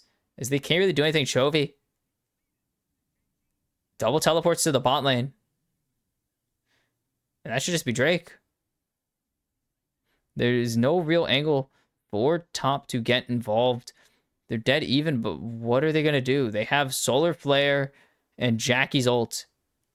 Maybe, but everything is available for Gen.G. They have the Fate Sealed. They have the Ornn ulti as Kanavi jumping in onto Keen. As the ulti coming through. And there's the call of the Forge God. The Cataclysm. And it's going to be the Drake over on top of a pile of gold from the kills. As, oh, Canyon going in a little too deep. As Ruler flying into the back line now. As Cream trying to go forwards. He doesn't have the Emperor's Divide anymore. As he has the Sand Soldiers to try and finish off Ruler. But he won't be able to. It's Chovy picking up 3. It's Cream picking up another. And Gen.G wipe top esports. It's just Hong left to watch as nothing is possible for him to do to save this moment. Keen, bang, so much CC. all the combos in the world. And then Doro jumps in onto 369. That's not really relevant here. As Canyon just is feeling it. Chovy, what an engage there to finish off that one. And then Canyon maybe thinking he can get Jackie. Doesn't. Ruler flies into the back line, gets it. And then it's Cream just barely not getting it. As Chovy is going to go find 369 off in his own jungle, actually.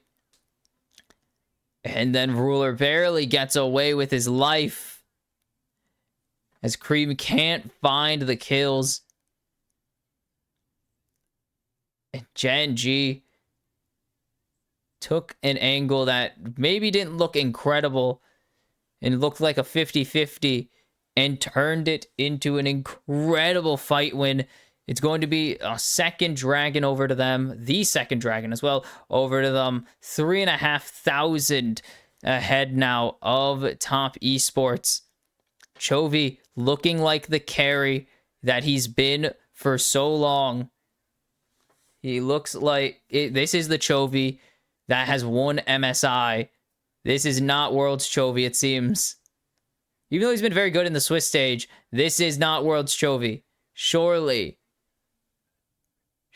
this is a step above Worlds Chovy, even MSI Chovy, right? Because Worlds Chovy has been pretty bad as of recent. 3-0-2, has the Bork finished, is going on to a new... Oh, I should know this. Anyways, big fight coming through from Key. Is it even going to matter? As Keaton still taking up the turret, but Kanavi going to fly in with a Grand Starfall. The spear blocked by Doro. As there's the Transcendence, but a great quickness. Gets everyone out, but it won't be enough. As now the chase onto Chovy. No teleport available. They need Hong to get this as the Rift Herald is up. And Hong going to tank the turret for a little bit here. And now trying to finish off the kill. Kanavi tanking it up. It's going to be 369 picking up that one. It's going to be the turret falling in the top lane. But Gen.G responding kind. Mid push on the tier 2 as the top push on tier 2 is there. They lose the race, but they will still get the tower that they want. Top esports get a pretty nice response as they cut the gold lead in half. More than a half, actually, but... Oh, no. He auto-attacked. He went for the auto on to 369, which means that he actually couldn't... Oh, my goodness, that's brutal. The animation was just slightly delayed. Great spear throw. And they get a second kill onto Chovy after that, but it's such a long play because they had to set up everything for it.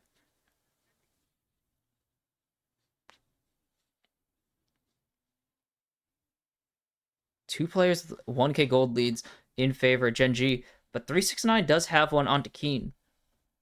However, I don't think Keen cares because he's playing Ornn. So, oops. Rageblade is finished for Ruler. Chovy still hasn't finished his second item. Whoa. Hiccups.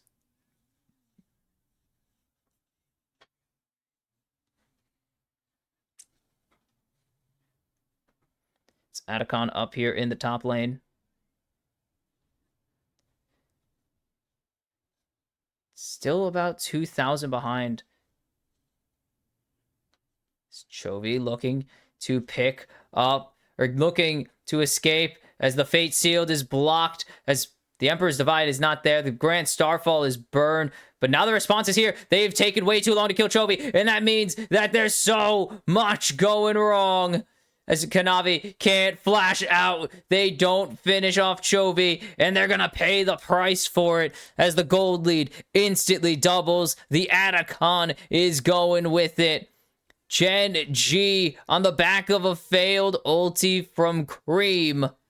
Get away with everything. Oh, what a dodge. And this buys so much time. And then he lives. Oh, no, he doesn't. Kanavi actually waiting for him. Gen.G with a snap answer. So big. As it's 3 for 1. And it's all for Chovy.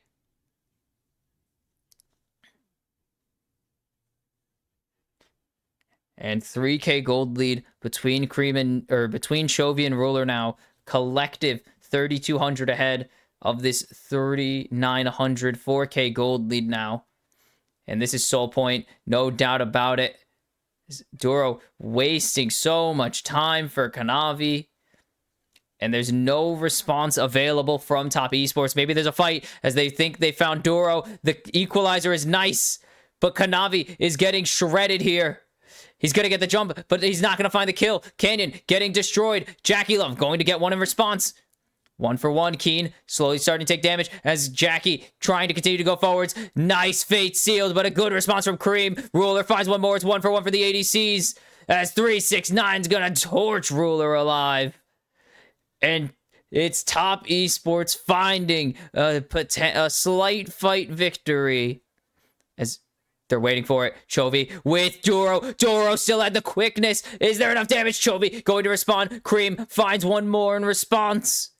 Is Chovy going to be able to escape here? He has the move speed from the Scuttle, and that means he gets out with his life. 4-2-6 on the Azir. Canyon's 2-2-10. This is an insane performance from him.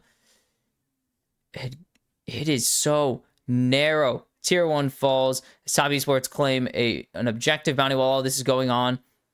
This is all because Duro holds his ulti. Not in a bad way. This is all because Duro holds his ult. Ooh, if that connects, Kanavi dies earlier. Doesn't get the stun onto Ruler as easily, but Canyon probably dies no matter what there. Cream keeps it going. He sees Chovy with the ulti after the airborne onto Jackie, and he's only going to find the Azir. And then Ruler flashes, double flashes onto Ruler and Keen. And the LPL fans are believers. Because Duro held his ult, he actually is able to get Chovy another kill. As it is the...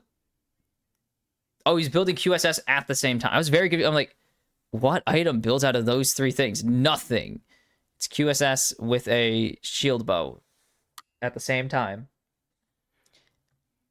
And now Chovy, the man of the hour. Once again, it feels like every Worlds we say this. The man of the hour, Chovy.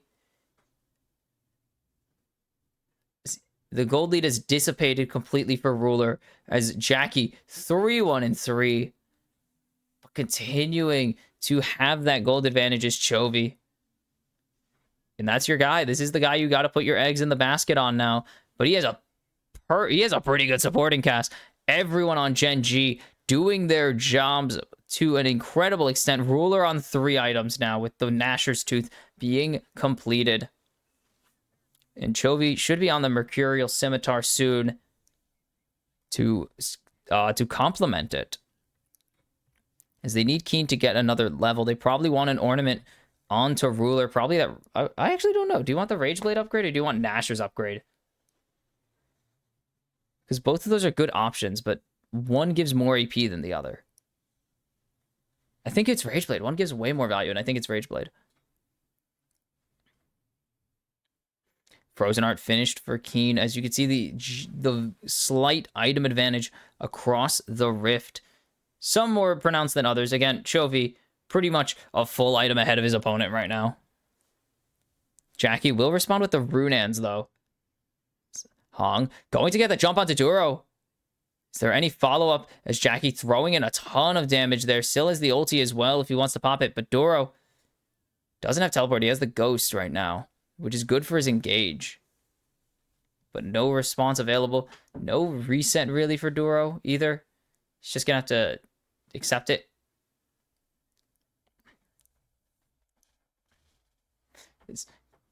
Duro continues to get chunked here.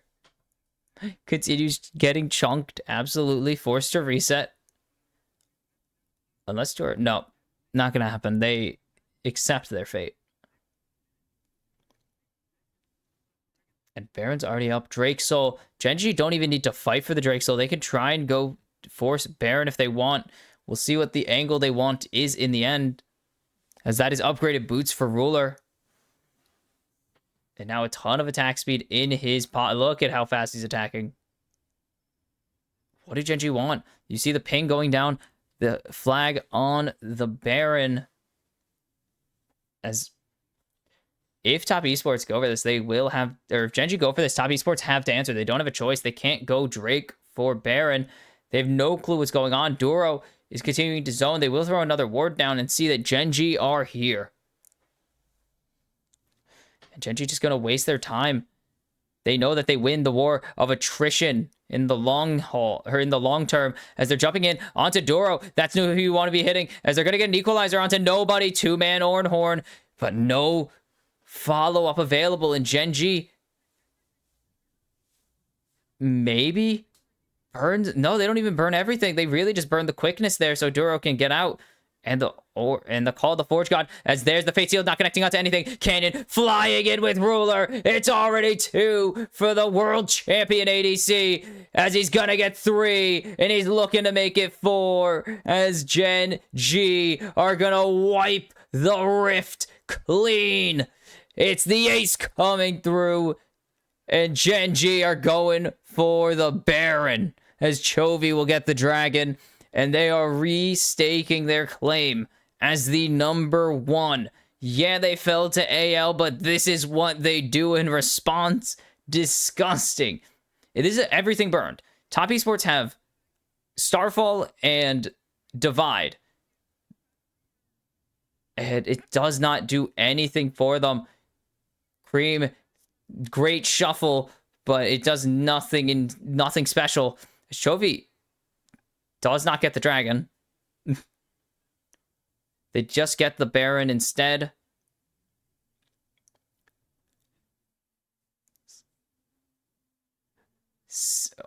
Somehow it's only a 7k gold lead, and it feels like it should be more, as Duro gets jumped on, but he's not taking a lot of damage. He's able to get out completely safe, and now here comes Chovy, as Keen throws down the Ornhorn. It's not going to connect with anyone, and Chovy not going to do anything. The equalizer not connecting onto anyone. They found Keen, but he's so damn tanky. They're finally going to drop him, but is it even going to matter? 369 is chunked as they're going in. Cream finds Ruler, but he ultis out, and Chovy picks up his 3rd in a row. It's going to be 1 for Ruler, and Chovy says, "Church is in session, and you better listen, because I'm preaching." It is an ace for Gen.G. It is the game. It is the series. And for the 3rd straight year, Gen.G will clean up in the Swiss stage. They will go back to the knockouts once again. They made it 4 minutes longer, but that is all they will get. Gen.G for the 6th straight Worlds go to the knockouts.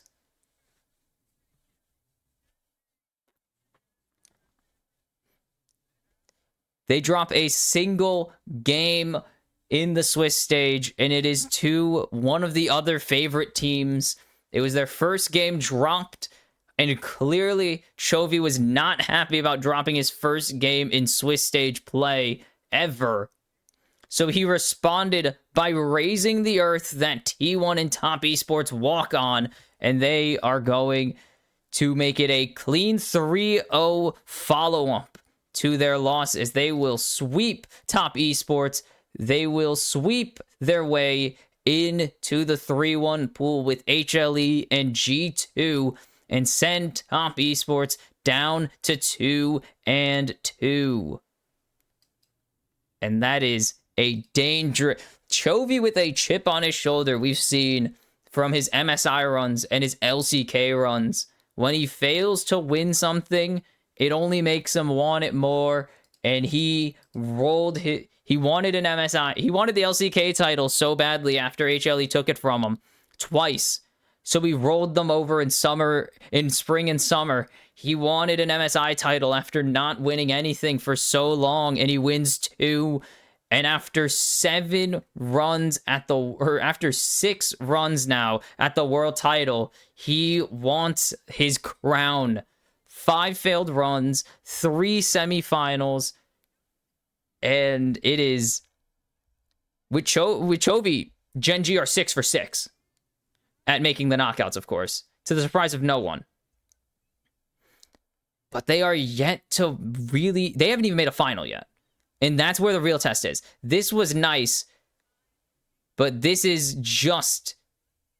This is really just, once again, for the 6th year in a row, or I guess actually, I will say the 3rd year in a row, this is just the beginning for Gen.G. Like, 2020, 21, and 22, they weren't expected to topple teams like T1 or Damwon. They were always the 2nd or 3rd best Korean at the tournament. But for the past 3 years now, they have been the odds-on favorites. They didn't even come in as the 1 seed last year, and people thought they were the favorites to win the whole damn shebang. So this is, once again, the 3rd time where I say this is just the beginning for Gen.G. They need to show me something. Like, they need to show me something in the knockouts. I don't care if they make the semis. They are expected to win the entire tournament, and I finally need them to make a final, because I'm starting to question, what do you do with a team this dominant? Like, the issue was, like, the problem was Ruler in 2022. So they brought in their rookie Pays, who was supposed to be this incredible player and was supposed to elevate the team. And then they got knocked out. And then, okay, the issue was Lehens. Let's bring in Delight. And then they get knocked out in even worse fashion. They made the semis in 22. Or they made the quarters. Yeah, they made the semis in 22, sorry. And then they get knocked out. Actually, the issue was the entire bot lane. They swapped it out in 2023. And then they fail. Okay, the problem was not Lehens. Lehens is back. And we actually have Keen, who is better than Doran. And they lose to T1 again. Or, well, for the first time internationally. But they lose to T1 again. And it's like... The issue this year is... Was it, like... Ruler's back? And the issue was Doro, maybe? Meanwhile, in the meantime, Ruler had won MSI. Like, Ruler won MSI and then went to semifinals. So, to him, he went exactly the same. And now he's back, and they've made quarters again. It's like, every time Gen.G has made a change that is supposed to fix the team, it has got them pretty much the same exact result. So I am not expecting anything. Like, this isn't the first time they're coming in as LCK champions. This isn't the first time they're coming in as odds-on favorites. This isn't even the first time they're running Keen with Ruler. Well, I guess it is the first time they're running Keen with Ruler, but it's not the, like, they're bringing everything back. Oh yeah, last year as well. Best jungler in the world in Canyon. Like, all these freaking changes are the goddamn same to me. Prove something, please, Gen.G. It's been 4 years of this.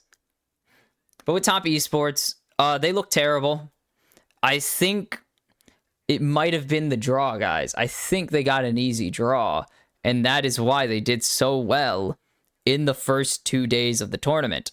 I think they aren't very good, and I think they're going to get 2-0'd possibly in the next round, but that is to be determined. This has been the kimchicast. I've been Box Kim.G, and I will see you tomorrow for the final 1-2 games, as we have Billy Gaming and the Vivo Cade Stars and 100 Thieves up against T1 in that order. I will see you guys tomorrow.